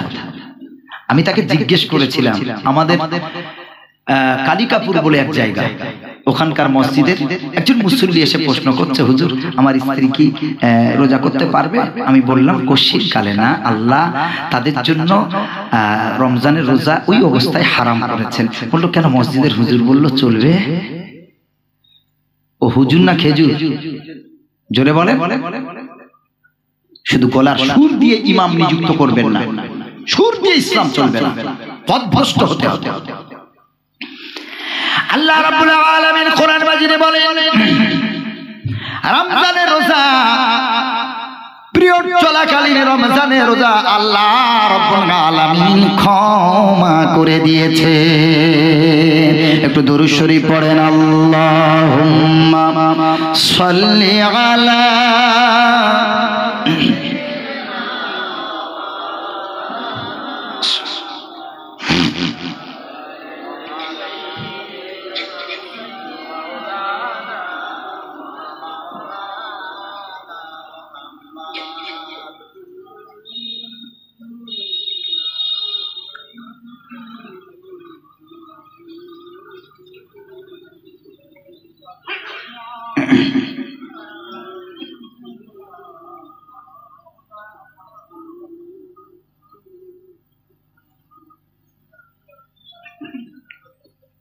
সাল্লাল্লাহু আলাইহি ওয়াসাল্লাম। তাহলে পিরিয়ড চলাকালীন রোজা ছাড়বে না রোজা ধরবে? জি, কারণ আল্লাহর নবীর কাছে প্রশ্ন করা হয়েছিল, রাসূল ইয়াসআলুনাকা আনিল মাহিজ, পিরিয়ড সম্পর্কে রাসূলুল্লাহকে প্রশ্ন করা হলো সূরা নিসার আয়াত 4 নম্বর পারা। রাসূল, পিরিয়ডটা কি রাসূল? কত বড় বিজ্ঞানী দেখেন, একটা গাইনোকোলজিস্টের প্রশ্ন এটা। যারা গাইনোকোলজিস্ট, স্ত্রী রোগ বিশেষজ্ঞ, তাদের কাছেই প্রশ্ন করলে মানায়। আমার নবী সর্বজ্ঞানে গুণী, সুবহানাল্লাহ পড়েন, সর্বজ্ঞানে জ্ঞানী।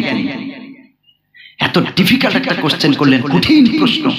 নবীজি পরিষ্কার উত্তর দিয়ে দিলেন, কুল্লু হুয়া আযা, এটা হলো অসুচি, এটা হলো একটা কষ্ট। সুবহানাল্লাহ পড়েন। শুধু এইটা বলে নবী শেষ করলেন না। এবার নবী কিভাবে বাঁচতে হবে, ওই অবস্থায় যারা ফিজিক্যাল রিলেশন করবে, দৈহিক সম্পর্ক করবে, শারীরিক সম্পর্ক করবে, তারা এইডস নামের যে রোগ আছে, যার মেডিসিন আজও পর্যন্ত বিজ্ঞানীরা মেডিকেল সায়েন্স উৎপন্ন করতে পারেনি, গবেষণা চলছে। আমার রাসূল বলছেন, যারা এই অবস্থায় স্ত্রীর সাথে মেলামেশা করবে, এই রকম খারাপ রোগ তাদের ধরতে পারে। রাসূল কত বড় ডাক্তার, তিনি বলেন, ফাতাজিলুন নিসা ফিল মাহিজ, ওই অবস্থায় স্ত্রীদের থেকে তোমরা দূরে থাকবে। সুবহানাল্লাহ। ওয়ালা তাকরাবুহুন্না হাত্তা ইয়াতহুরন, যেদিন তাদের পিরিয়ড বন্ধ হবে, অতক্ষণ পর্যন্ত, পিরিয়ড বন্ধ না হওয়া পর্যন্ত তাদের কাছাকাছি যাবে না। তার মানে কি? মেলামেশা করবে না, কাছে থাকবে, এক বিছানায় থাকবে, একসঙ্গে ভালোবেসে থাকবে, জড়িয়ে থাকবে, কোনো অসুবিধা নাই। আল্লাহ বলেন, ফাইদা তাতাহহারনা ফাতুহুন্না মিন হাইথু আমারাকুমুল্লাহ, যখন মহিলারা গোসল করে পবিত্র হয়ে যায়, তখন আল্লাহ যেমন আদেশ দেয়, সেই আদেশে তোমাদের স্ত্রীদের কাছে গমন করো। জোরে বলেন সুবহানাল্লাহ। আন্না শিতুম, যেভাবে যাবে। আল্লাহ বলেছেন, আমার স্ত্রী, আমি তার কাছে কিভাবে যাব? তোমার কাছ থেকে খবর নিতে হবে, তোমার কাছ থেকে পদ্ধতি জানতে হবে। আল্লাহ তাআলা বললেন, আন্না শিতুম, যেভাবে ইচ্ছা যাও। আর ও বাংলা বইয়ে লিখে দিয়েছে, ভরা পেটে স্ত্রী সহবাস করবে না। অনেক বই লেখা আছে এটা, যারা পড়াশোনা করেন জানেন। লেখা হয়েছে, শেষ রাতে তোমরা ফিজিক্যাল রিলেশন করবে, ভরা পেটে খাবার পরে পরে করবে না। সময় লিখে দিয়েছে, তারিখ লিখে দিয়েছে, এই সময় করা ভালো, ওই সময় করা খারাপ, পূর্ণিমাতে করা ভালো, আমাবস্যাতে করা খারাপ। আমার আল্লাহর কোরআন বলছে, তোর স্ত্রী তুই কখন যাবি, কোন সময় যাবি, কি সময়ে যাবি, শুধু পিরিয়ডের দিনগুলো বন্ধ, বাকি আন্না শিতুম, তোমার যখন ইচ্ছা, যেভাবে চাও। জননেন্দ্রিয় ছাড়া গুহ্যদ্বার, গুহ্যদ্বার ছাড়া জননেন্দ্রিয়তে যাবে, কিন্তু যেভাবে পন্থা, যে পদ্ধতি অবলম্বন করার, যে সময়ে যাওয়ার যাও, জায়গা ঠিক রেখে সময় ঠিক রাখার দরকার নাই। সুবহানাল্লাহ। এই কথাগুলো আল্লাহ রাসূল বলেছেন কোরআনের মাধ্যমে। কত বড় ডাক্তার তিনি, সুবহানাল্লাহ। ওই সময় যে গেলে রোগ হয়, সেটাও রাসূল বলে দিলেন। আল্লাহ আমার নবীকে জান্নাতুল ফেরদাউসের উচ্চ মাকাম দান করুক, সকলে বলেন আমিন। আমাদের সালাম ও দরুদ আমার নবী পাকের রওজাতে আল্লাহ পৌঁছিয়ে দিক, সকলে বলেন আমিন। কত বড় বিজ্ঞানী। ভাইরা, আমি বলতে চেয়েছিলাম, কিয়ামতের আগে কি কি ঘটবে। আল্লাহর নবী সাল্লাল্লাহু আলাইহি ওয়াসাল্লাম বলেন, শুনে নাও, অযোগ্যকে নেতা বলে মেনে নেবে। এরপরে ওই হুজুর ভালো মাওলানা না, কিতাবি জ্ঞান নাই, হাদিসও পড়ে নাই, কোরআনও পড়ে নাই, কিছুই পড়ে নাই, শুধু বাংলা কিছু কিতাব পড়ে মুন্সি হয়েছে।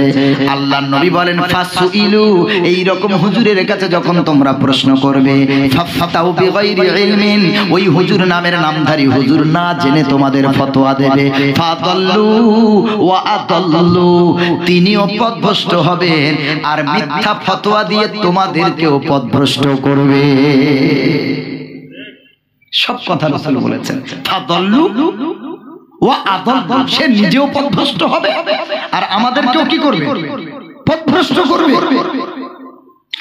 ও মুসলমান বাবাজি, এই জন্য বিশেষ করে মসজিদ কমিটিকে আমি বলবো, যখনই কোনো ইমাম নিযুক্ত করতে যাবে, একটা ভালো মুফতি সাহেবকে দাওয়াত দিন, যিনি শাইখুল হাদিস। আপনাদের আশেপাশে বড় মাদ্রাসা যারা আছে, যারা শাইখুল হাদিস পড়ান, ওই রকম মুফতি সাহেবকে দাওয়াত দেবেন।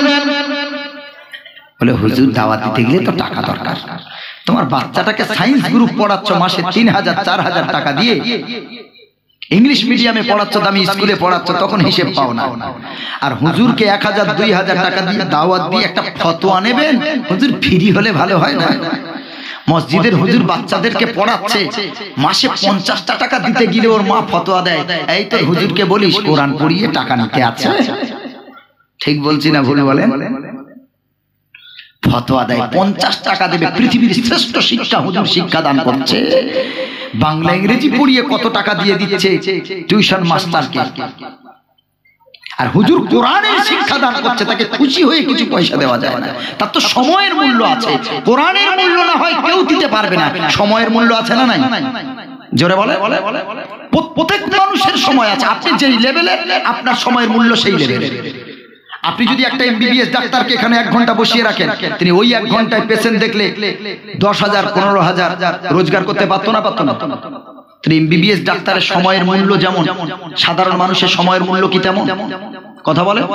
আপনি এখন মুকেশ আম্বানিকে ডেকে আনেন, যিনি জিও কোম্পানির ম্যানেজার, প্রস্তুতকারী, কয়েক মিনিটে তার লক্ষ লক্ষ টাকা রোজগার, মিনিটে, কয়েক মিনিটে লক্ষ কোটি টাকা রোজগার তার।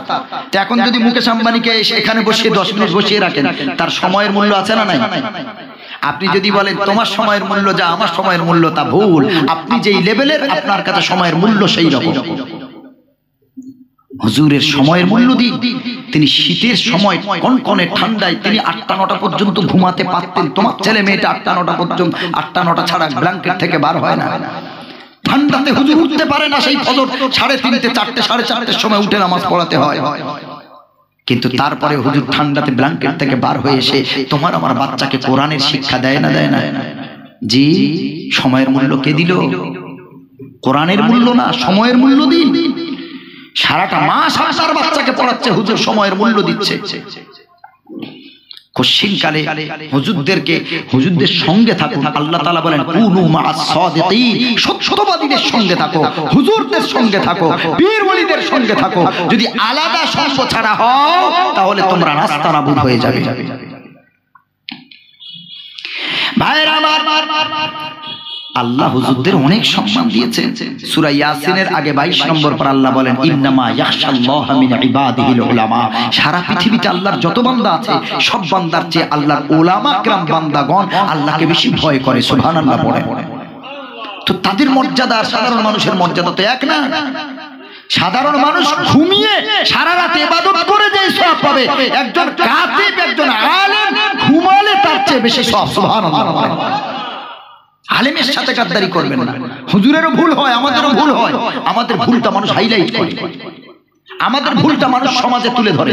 আর নিজের ছেলেটা পরের মেয়েকে জেনা করেছে, সেই মেয়েটাকে বিয়েও করলো না, ওইটা অপরাধ করে পরের মেয়েটাকে জেনা করে প্রেগন্যান্ট বানিয়ে দিয়েছে। বহু ঘটনা আছে। ওর পরিবার জানতে পেরে চেপে দিয়েছে যাতে গ্রামের মানুষ জানতে না পারে। ঠিক বলছি না ভুল? ছি ছি ছি ছি। তোমার ছেলের অপরাধটা তুমি বাপ মা হিসেবে তোমার দয়ার চাদর দিয়ে ছেলের অপরাধটাকে ঢেকে দিলে। আর হুজুর একটা ভুল করে ফেলেছে, চায়ের দোকানে বসে হুজুরের গীবত করো, তোমার লজ্জা লাগে না? সেও তো মানুষ, তার ভুলটাকে তুমি তো ভাই হিসেবে ক্ষমার চোখে দেখতে পারতে।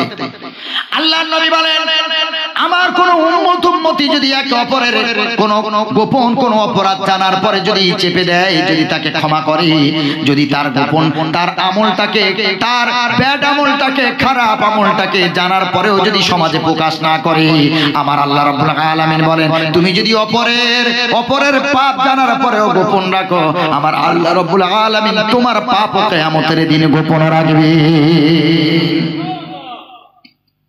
চিন্তা করেন, কিয়ামতের দিন এমন পাপ যেটা ফেরেশতাও জানবে না, আল্লাহ জানবে। এমন কিছু পাপ থাকবে, সেই পাপগুলো আল্লাহ প্রকাশ করবেন না। আল্লাহ জানেন আমি যদি প্রকাশ করি আমার মায়ার বান্দাটা জাহান্নামে চলে যাবে। আল্লাহ ওই সময় আমাদের ওই গোপন গুনাহগুলি ক্ষমা করে দেবেন। সুবহানাল্লাহ। কত বড় দয়াময় আল্লাহ। আল্লাহ রাব্বুল আলামিনের রাসূল বলেন ওলামাদের বিরোধিতা করবেন না, পীর ওলিদের বিরোধিতা করবেন না, হুজুরদের বিরোধিতা করবেন না। যেই জবান হুজুরের বিরুদ্ধে চলবে ওই জবান মৃত্যুর আগে কলমা পড়ার ক্ষমতা পাবে না। যেই হাত হুজুরের বিরুদ্ধে উঠবে ওই হাত মৃত্যুর আগে প্যারালাইজ হয়ে যাবে। আমি বলে যাই শুনে নি, আল্লাহর নবী বলেছেন আল উলামা ওয়ারাসাতুল আম্বিয়া। আমি রাসূল চলে যাচ্ছি আর ওলামাদেরকে আমার জায়গা দিয়ে গেলাম। ওলামাগণ আদম নবী থেকে আখেরি নবী পর্যন্ত যত নবী এসেছেন সকলের ওয়ারিস, সকলের বংশধর। কত ইজ্জত দিয়েছেন রাসূল ওলামাদেরকে।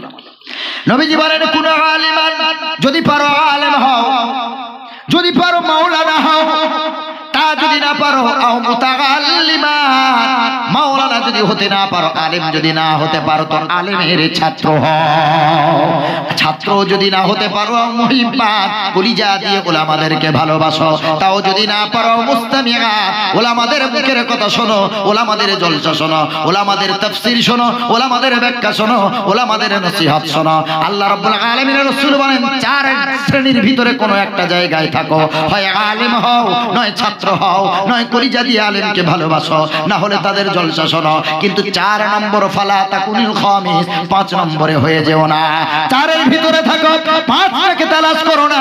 যদি 5 তালাশ করতে চাও ফাহালাকা ফাহালাকা, তুমি ধ্বংস হয়ে যাবে। তোমার এই দুনিয়াতেও আল্লাহ ধ্বংস করবে, আখিরাতেও আল্লাহ তোমারে ধ্বংস করবে। আজ পৃথিবীতে নেতার কথায় উঠেছো বসেছো, আজ পৃথিবীতে নেতার কথায় উঠেছো বসেছো, আজ সিনিয়রদের কথায় উঠেছো বসেছো। চায়ের দোকানে তোমার কাকার কথা শুনে হুজুরের বিরোধিতা করেছো, মাদ্রাসার বিরোধিতা করেছো, কোরআন বিদ্বেষী হয়েছো, ইসলাম বিদ্বেষী হয়েছো। সব বড়রা যা বলেছে চায়ের দোকানে বসে বসে তাদের কথায় সাই দিয়েছো, সাক্ষী দিয়েছো।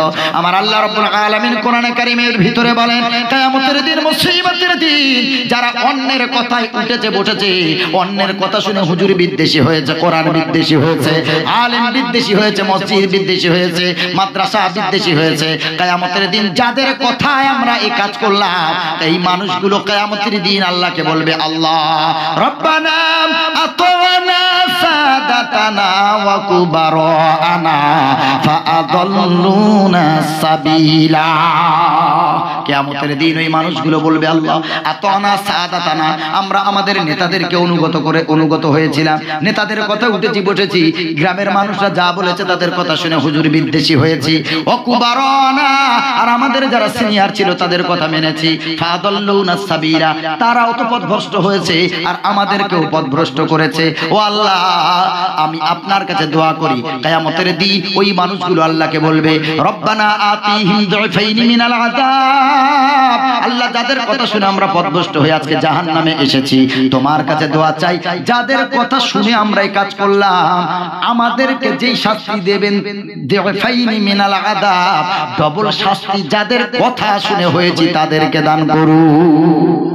নাউজুবিল্লাহ পড়েন। সেদিন কোথায় যাবেন? আলেমকে পাশে পাবেন না, আলেমের সাথে তো বন্ধুত্ব করেননি। আর পৃথিবীতে যাদের কথা শুনে আপনি ঈমান আমল ধ্বংস করেছেন, কিয়ামতের দিন ওরাই বলবে আল্লাহ যাদের কথা শুনে ধ্বংস হয়েছি তাদেরকে আমাদের ডবল আযাব দাও, ওয়ালআনহুম লানান কাবীরা, আর বড় অভিসম্পাত তাদের করো, অভিশাপ করো তাদের। সেদিন নেতারা যাবে কোথায়?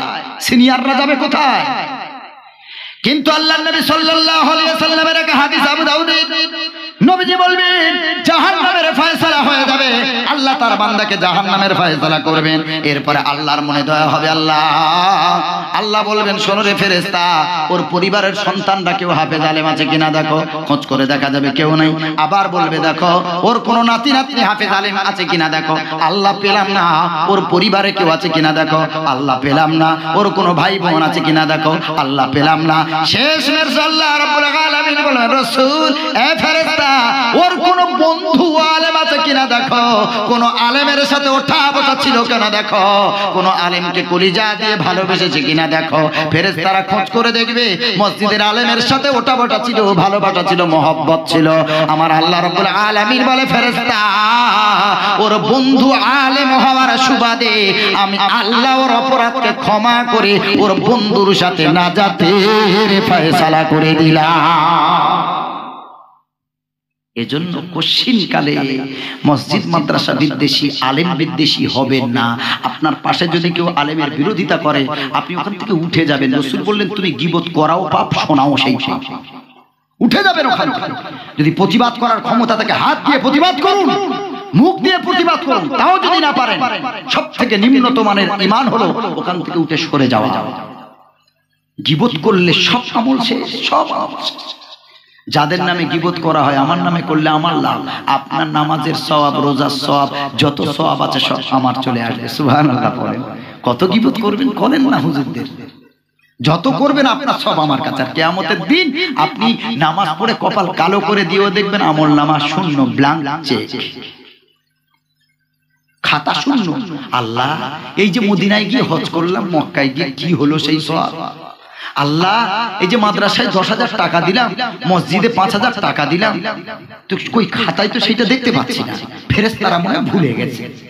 আল্লাহ বলে ফেরেশতারা বলে নিলে পাগলা, তুই যার নামে গীবত করেছিলিস তো সব সওয়াবগুলো তার আমলনামায় আমি আল্লাহ বসিয়ে দিয়েছি। জোরে বলেন সুবহানাল্লাহ। আল্লাহ বলেন আহকামুল হাকিমিন, সঠিক বিচারক। ভাইরা আমার শোনেন এবার, আল্লাহর নবী সাল্লাল্লাহু আলাইহি ওয়াসাল্লাম বলেন লা তাকুমুস সাআহ, দ্বিতীয় লক্ষণ শোনেন কিয়ামতের আগে কি কি ঘটবে। কিয়ামতের আগে আল্লাহ নবী বলেন লা তাকুমুস সাআহ হাত্তা তালহাকা কাবাইলু মিন উম্মতি বিল মুশরিকিন, কিয়ামত ততক্ষণ পর্যন্ত হবে না যতক্ষণ নবীর উম্মতের একদল যারা মুশরিকদের সাথে মিলিত না হবে। শোনেন নবীজি বলছেন লা তাকুমুস সাআহ, অতক্ষণ পর্যন্ত কিয়ামত হবে না হাত্তা তালহাকা কাবাইলু মিন উম্মতি বিল মুশরিকিন, যতক্ষণ আমার উম্মতের একদল মুশরিকদের সাথে মিলিত না হবে। এর একটু ব্যাখ্যা করলে অনেকের গায়ে লাগবে, গায়ে নেবেন না। নবীর হাদিস শোনাচ্ছি। বহু নেতা মন্ত্রী আছে মুসলমান, তারা পুজো মণ্ডপে গিয়ে পূজা দেয়, আছে না নাই? আমি নাম বলবো না, আমার জানা আছে নাম সব। আমার ফেসবুকে ইউটিউবে ছাড়াও আছে, নাম দিয়ে ছাড়া আছে। আপনাদের আজকাল নাম বলছি না, শুধু বোঝাচ্ছি। নাম বললে বলবে এই পার্টির বিরুদ্ধে বলছে। জি না, যে মানুষই হোক, বহু নেতা মন্ত্রী আছে, তারা ভোটের স্বার্থে মানুষের কাছে, সর্বশ্রেণীর কাছে ভালো হওয়ার জন্য তারা মন্দিরে গিয়ে পুজো দিচ্ছে ঠাকুরের সামনে। ঠিক বলছি না ভুল? রাসূল বলেছেন আমার উম্মতের ভিতরে একদল উম্মত বিল মুশরিকিন, মুশরিকদের সাথে মিলিত হয়ে যাবে কিয়ামতের আগে। ও ভাইরা আমার, শুধু তাই না, রাসূল বলেছেন হাত্তা ইয়াবুদুল আওসান, মুসলমান হয়েও ঠাকুর পূজা করবে। এ কথা তো হাদিসের কথা। আমার নবী মুহাম্মদ রাসূলুল্লাহ সাল্লাল্লাহু আলাইহি সাল্লাম বলেন হাত্তা ইয়াবুদুল আওসান, তারা ঠাকুর পূজাও করবে। মুসলমানের ছেলেরা পূজার মণ্ডপে যায় না? যায় না? যায় না? আপনাদের এটা কি পাড়া জানো? খিদিরপুর পূর্ব মোল্লাপাড়া, তাই তো? মোল্লাপাড়ার যুবকরা ভালো, এরা পুজোর ওই কি বলে পুজোতে যায়, সব ভালো, সব খাজা আব্দুল কাদের জিলানী রাহমাতুল্লাহ আলাইহি, আল্লাহর ওলি। ফোন হয়ে গেল গার্লফ্রেন্ডের কাছে, সন্ধ্যা 5টায় দেখা হবে, গরম গরম জিলাপি খাবো, গরম গরম গজা খাবো, আর একটু ঠাকুরও দেখা হবে, কলাও খাওয়া হবে। চলো কত লাইটিং করেছে দেখতে যাই। মুসলমানের ছেলের লজ্জা নাই, কেমন করে তুমি ঠাকুরের মণ্ডপে যাও? এদের কথা রাসূল বলে গেছে। এরা মুশরিকদের সাথে মিলিত হবে। এরা বলবে ধর্ম যার যার, উৎসব সবার। ধর্ম যার যার, উৎসব সবার। তুমি মোল্লা হও, হিন্দু হও, খ্রিস্টান হও, ইহুদি হও, জৈন হও, গোল হও, ভিল হও, ধর্ম যে যা, কিন্তু উৎসব আমরা সবাই মিলে করব। নাউজুবিল্লাহ পড়ে। উৎসব আবার সবার হয় না? তাহলে আমাদের একটা ঈদ আছে, বকরা ঈদ, ওটা আমাদের উৎসবের দিন না? দিন না?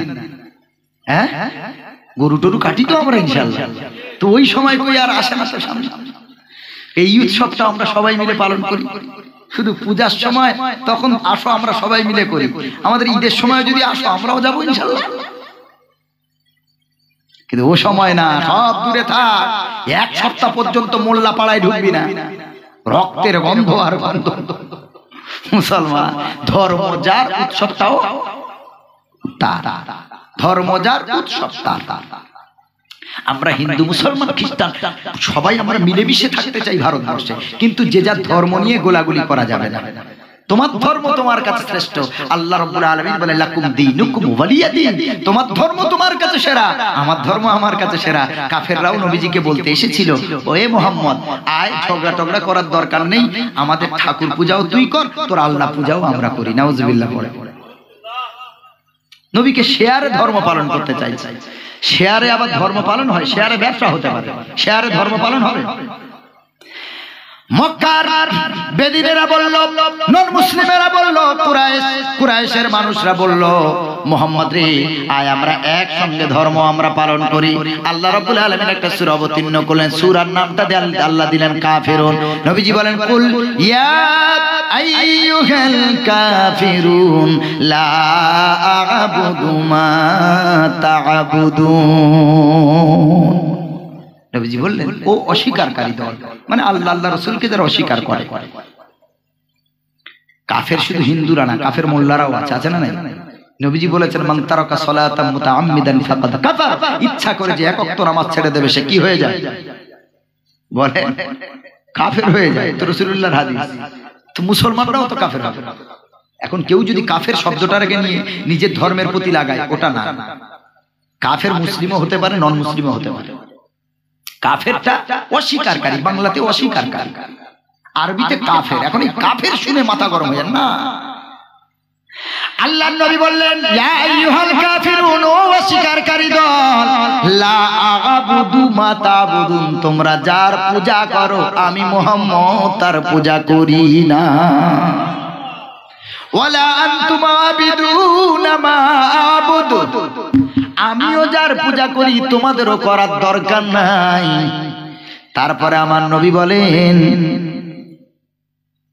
ওয়ালা আনতুম আবিদুনা ওয়ালা আনা আবিদুম মা আবাদতুম, আমিও যার ইবাদত করি তোমরা তার করবে না, এবং তোমরা যার পূজা করো আমি নবীও করব না। প্রথমে বললেন করি না, পরেরটা বললেন করব না। তারপর নবী বললেন, লাকুম দীনুকুম ওয়ালিয়া দীন, তোমাদের ধর্ম নিয়ে তোমরা সন্তুষ্ট থাকো, আর আমি আল্লাহ দিত ইসলাম ধর্ম নিয়ে সন্তুষ্ট থাকবো। ইসলাম তো সাম্যের কথা বলেছে, ইসলাম তো বৈষম্যের কথা বলেন। কে বলেছে জিহাদ মানে হিন্দুদেরকে মারা? না, জিহাদ মানে আত্মরক্ষা। জিহাদ মানে কি? আত্মরক্ষা। আমাকে কেউ মারতে এসেছে, আমি আত্মরক্ষা করব, এর নাম জিহাদ। একটা হাদিস দেখান কোন জায়গায় যে জোর করে ধরে নবী কাউকে পিটিয়ে হত্যা করেছে? একটা হাদিস নাই। অথচ এই হাদিস আছে, নবীজি গনিমতের মাল যখন বন্টন করছেন যুদ্ধের শেষে, সেখানে ইহুদিরাও ছিল। এত ভিড়, নবীজি ভিড় সামলাতে গিয়ে নবীজির হাতে একটা লাঠি ছিল, ওই লাঠিটা ছিটকে গিয়ে ইহুদির কপালে লেগে কপাল থেকে রক্ত পড়ছে। নবীজি বললেন, সাহাবীরা বন্ধ করো গনিমতের মাল দেওয়া। আল্লাহর নবী সাল্লাল্লাহু আলাইহি সাল্লাম দয়াদ্র হৃদয়ের মানুষ রে মুসলমান, কেমন নবী পেয়েছি। আমার নবীজি সাল্লাল্লাহু আলাইহি সাল্লাম ইহুদিকে বুকে টেনে নিলেন, এই ইহুদি ভাই, ইচ্ছাকৃত আমার হাতের লাঠি তোমার কপালে লাগে না, অনিচ্ছাকৃত ভাবে লেগে গিয়েছে। এই ইহুদি, আজ পৃথিবীর মাটিতে আমি মুহাম্মদ, আমারে যদি তুমি ক্ষমা না করো, কিয়ামতের দিন আল্লাহর আসামির কাঠ গড়ায় দাঁড়াতে হবে। ইহুদিরে আমারে ক্ষমা করে দে। গনিমতের মাল দান করা নবী স্টপ করে দিলেন। ইহুদি নবীজির আদর্শ দেখে ঝরঝর করে কেঁদে নিয়েছে। এ মুহাম্মদ, তোমার তো মিষ্টি আচরণ, আমি আমার ধর্ম ত্যাগ করে ইসলাম কবুল করে নিলাম। আমার নবী একজন নন মুসলিম নবীজিকে হত্যা করতে এসেছে। নবীজির বাড়িতে এসে পায়খানা করে নবীজির কাঁথা বালিশ সব নোংরা করে দিয়েছে। আমার নবী এত মায়ার নবী গো, নবী মুহাম্মদ রাসূলুল্লাহ সাল্লাল্লাহু আলাইহি সাল্লাম একজন নন মুসলিম নবীজিরে হত্যা করতে এসেছে জানার পর, আমার নবী তার পায়খানা নিজ হাতে পরিষ্কার করে পৃথিবীর মাটিতে যারা মেথর আছে, আমার নবী তাদের বড় মূল্যায়ন করেছে। সুবহানাল্লাহ। মেথরদের মেয়েকে বিয়ে করতে চায় না, তাদের বাড়িতে কেউ বিয়ে দিতেও চায় না। ওর বাপ কি করে বলে মেথর পায়খানা পরিষ্কার করে। ঠিক বলছি না বল? আমার নবী সাল্লাল্লাহু আলাইহি ওয়াসাল্লাম নিজের হাতে পায়খানা পরিষ্কার করে মেথরদের মূল্যায়ন করেছেন। সুবহানাল্লাহ। ওই ওই কাফের এসেছে, তার ছোরাটা ভুলে গেছে যেটা দিয়ে নবীজিকে হত্যা করতে এসেছিল, বালিশের তলায় রেখে চলে গেছে লজ্জা ঢাকতে। সকাল হয়ে গেলে সবাই জানতে পারবে। এসে দেখছে আমার মায়ার নবী বসে বসে তার ওই কাঁথাগুলো, পায়খানা, বর্জ্য পদার্থ এসবগুলো নবীজি পরিষ্কার করছে। এসে দাঁড়িয়ে দূর থেকে দেখছে, ঝরঝর করে কাঁদছে। আমি কার হত্যা করতে এসেছি যার মনটা এত বড়? আমি কার হত্যা করতে এসেছি? মানুষের কথা শুনে ঝরঝর করে কেঁদে নবীজির সামনে যখন গেলেন, আমার নবী চকচকে তলোয়ারটা তার হাতে তুলে দিয়ে বলছে, ভাই এখন শরীরটা তোমার কেমন আছে? সাথে সাথে তলোয়ারটা নবীজির কদম মোবারকের কাছে রেখে দিয়ে ঝরঝর করে কেঁদে বলছে, মুহাম্মদ আমার ভুল হয়ে গেছে, আমি বুঝতে পেরেছি তুমি আসলেই সত্যিকারের নবী। জোরে বলেন সুবহানাল্লাহ। আমার নবীর হাতে হাত দিয়ে ইসলাম কবুল করে মুসলমান হয়ে গেছে।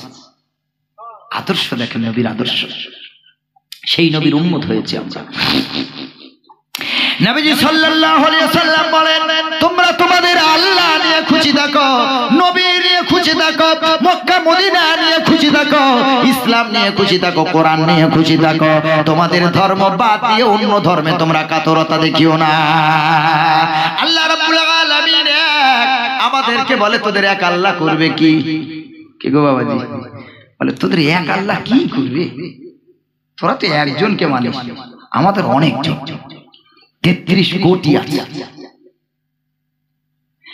আমি তো তাদেরকে এই উত্তর দিয়ে জানিয়ে দিয়ে, এক আল্লাহর যেই ক্ষমতা আছে 33 কোটির সেই ক্ষমতা নাই। একম ব্রহ্ম দ্বিতীয় নাস্তি, তাদেরই ধর্মগ্রন্থে বেদে লেখা আছে, যিনি ঈশ্বর হবেন তিনি হবেন একজন, তিনি দ্বিতীয় নয়। সুবহানাল্লাহ পড়েন। আমাদের এক আল্লাহ বলে তাদের গাত্রদাহ। প্রশ্ন করি, দেশের প্রধানমন্ত্রী কজন? কজন? একজন না? আর নরেন্দ্র মোদী একজন প্রধানমন্ত্রী, আর কেউ আছে নাকি? আচ্ছা, যদি আমাদের ভারতবর্ষের দুজন প্রধানমন্ত্রী হতো, জি লড়াই শুরু হয়ে যেত। এই জায়গায় একজন প্রধানমন্ত্রী কেন? এই প্রশ্ন তাদের নাই। মুসলমান বাবাজি, এক আল্লাহ বলে দুঃখ পাবেন না। আমার আল্লাহ তাআলা বলেন, ওয়া ইলাহুকুম ইলাহু ওয়াহিদ লা ইলাহা ইল্লা হুয়ার রহমানুর রহিম। আল্লাহ রাব্বুল আলামিন বলেন, আমি এক। সুবহানাল্লাহ পড়ে। আল্লাহ কজন? একজন। আল্লাহর ক্ষমতার জাহির করলেন সূরা ইখলাসে। আল্লাহ রাব্বুল আলামিন বলেন, লাম ইয়ালিদ ওয়া লাম ইউলাদ। আমার ছেলেও নাই, মেয়েও নাই, আমার মাও নাই, বাবাও নাই, আমার দাদা দাদি নানা নানি কেউ আমার নাই। যার কেউ নাই সমাজে, সে দুর্বল না সবল? সমাজে যার কেউ নাই, দুর্বল না সবল? মা নেই, বাপ নেই, দাদা নেই, দাদি নেই, ছেলে নেই, মেয়ে নেই, স্ত্রী নেই, একা, তো ও দুর্বল না সবল? দুর্বল না? মনে করেন ওর বাপ মা মরে গেছে, ওর 10 বিঘা জমি ওর জন্য দিয়ে গেছে, বাপ মার জমি, ফার্স্ট প্লটে বড় বড় জায়গা তাদের মেন রোডের সামনে, কিন্তু ও একা, পরিবারে কেউ নেই। যারা ক্ষমতাবান মানুষ আছেন এলাকায়, তাদের রক্তচক্ষু, তাদের লোভের চক্ষু ওর প্রতি পড়বে না? পড়বে না? ও জানে যে ও তো একা, ওর সব মেরে কেড়ে নেবো, কেউ ওর পক্ষে বলার নাই। আল্লাহ এই জায়গায় এভাবে ব্যাখ্যা বুঝুন। আল্লাহ বললেন, আমার ছেলেও নাই, মেয়েও নাই। বাবার ছেলে থাকলে বাবার লাঠি, তাই তো বাবাজি? দাদুর নাতি থাকলে নাতি দাদুর কি? লাঠি। আমার মনোবল, আমার কোমরের বল, আমার সব বল আমার নাতি আছে, আমার কোনো চিন্তা নাই। আল্লাহ রাব্বুল আলামিন বলেন, পৃথিবীর মাটিতে তোদের বাবা মা সন্তান পরিজন থাকলে তোরা সবল, কিন্তু তোরা একা থাকলে দুর্বল। আর আমি আল্লাহ ঘোষণা দিলাম, আমার বাবাও নাই, ছেলেও নাই, মেয়েও নাই, নানা নানি, দাদা দাদি, ছেলে মেয়ে, পরিবারে কেউ নাই। আমি একা বলে দুর্বল ভাববি না। ওয়ালাম ইয়াকুল্লাহু কুফুয়ান আহাদ। আমি এমন একজন একা, আমার ধারে কাছে যাওয়ার ক্ষমতা কারো নাই। আল্লাহ বলেন, আমি একা, কিন্তু এমন একজন একা, আমার কাছে তোরা কেউ আসতে পারবি না। সুবহানাল্লাহ। আল্লাহ যদি একে না হবে, বিশ্ব তবে কেমন রবে?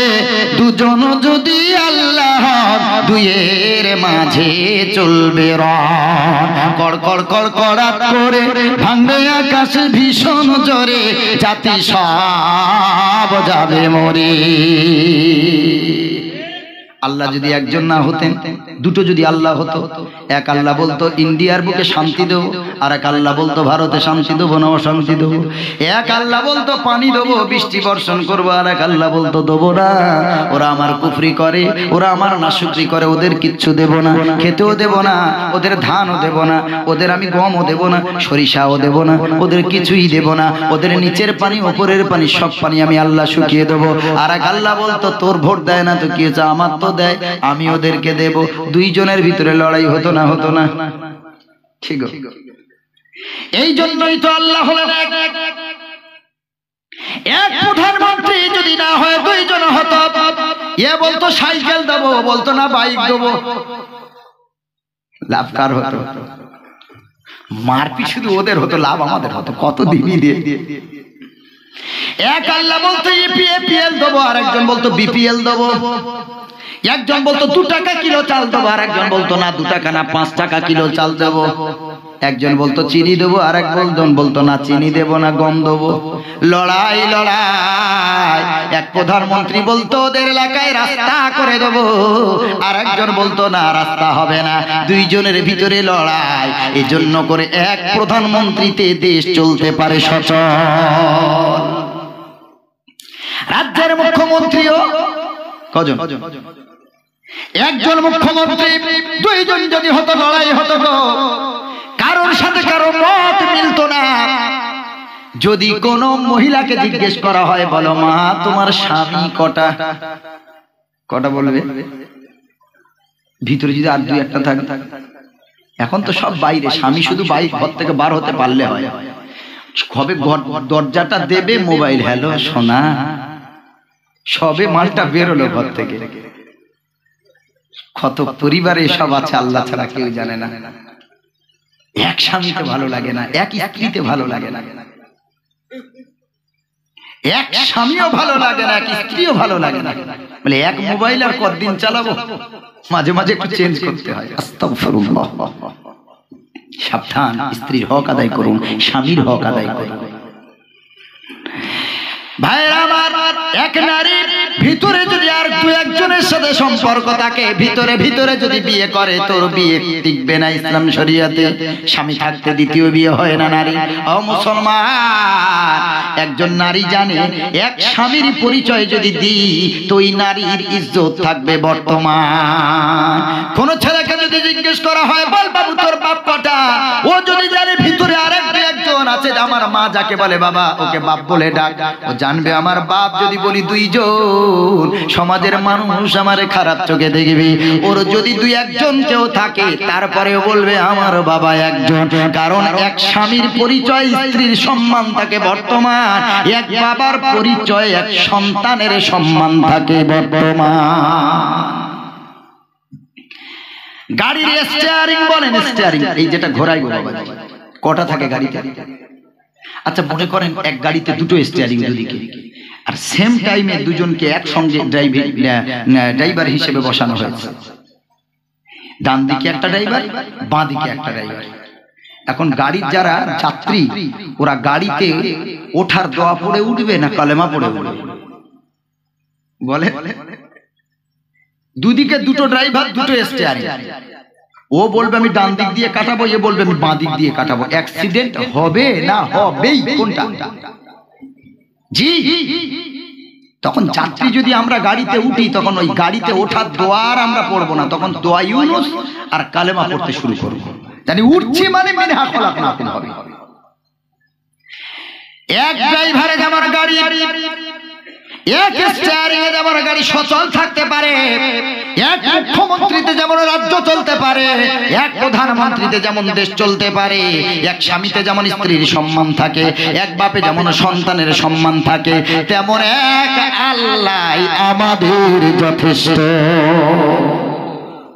সুবহানাল্লাহ এতগুলো যুক্তি দিলাম তারপরেও যদি আমাদের এক আল্লাহ বলে তারা গালাগালি করে ওটা হিংসা ছাড়া আর কিচ্ছু নাই আমাদের এক আল্লাহ যথেষ্ট আল্লাহ বলেন আলাইসাল্লাহু বিকাফিন আবদা, আমি আল্লাহ কি বান্দা তোদের জন্য যথেষ্ট না? এক আল্লাহ যথেষ্ট, সব পারেন তিনি, এমন কিছু নাই পারে। মুসলমান বাবাজি, এক আল্লাহর কাছে যদি বাচ্চা না হয় তো চাও আল্লাহর কাছে গো। সন্তান দেওয়ার মালিক আল্লাহ ছাড়া কি কেউ আছে? কেউ দেবে? 10 বছর 15 বছর বিয়ে হলো, 5-7 বছর বিয়ে হলো, কত গাইনোকোলজিস্ট দেখালো, কত ডাক্তার দেখালো, কত ট্রিটমেন্ট হলো, কত আপনার রিপোর্ট হলো, সব রিপোর্ট ওকে। গাইনোকোলজিস্ট বলছে ট্রাই অ্যান্ড ট্রাই, বারবার চেষ্টা করো, একদিন বাচ্চা আসবে। রিপোর্ট তো সব ওকে, স্বামীর সিমেন্ট টেস্ট রিপোর্ট ভালো, স্ত্রীর আপনার কিনা সব রিপোর্ট ভালো, কোন রকম অসুবিধা নেই। বাচ্চা কেন আসি না? ডাক্তার বলে জানি না। রিপোর্ট ভালো তো ডাক্তার কি বলবে? বাচ্চা কেন আসে না? ডাক্তার বলে জানি না। দেয়ার ইজ নো অ্যানসার, কোনো উত্তর নাই।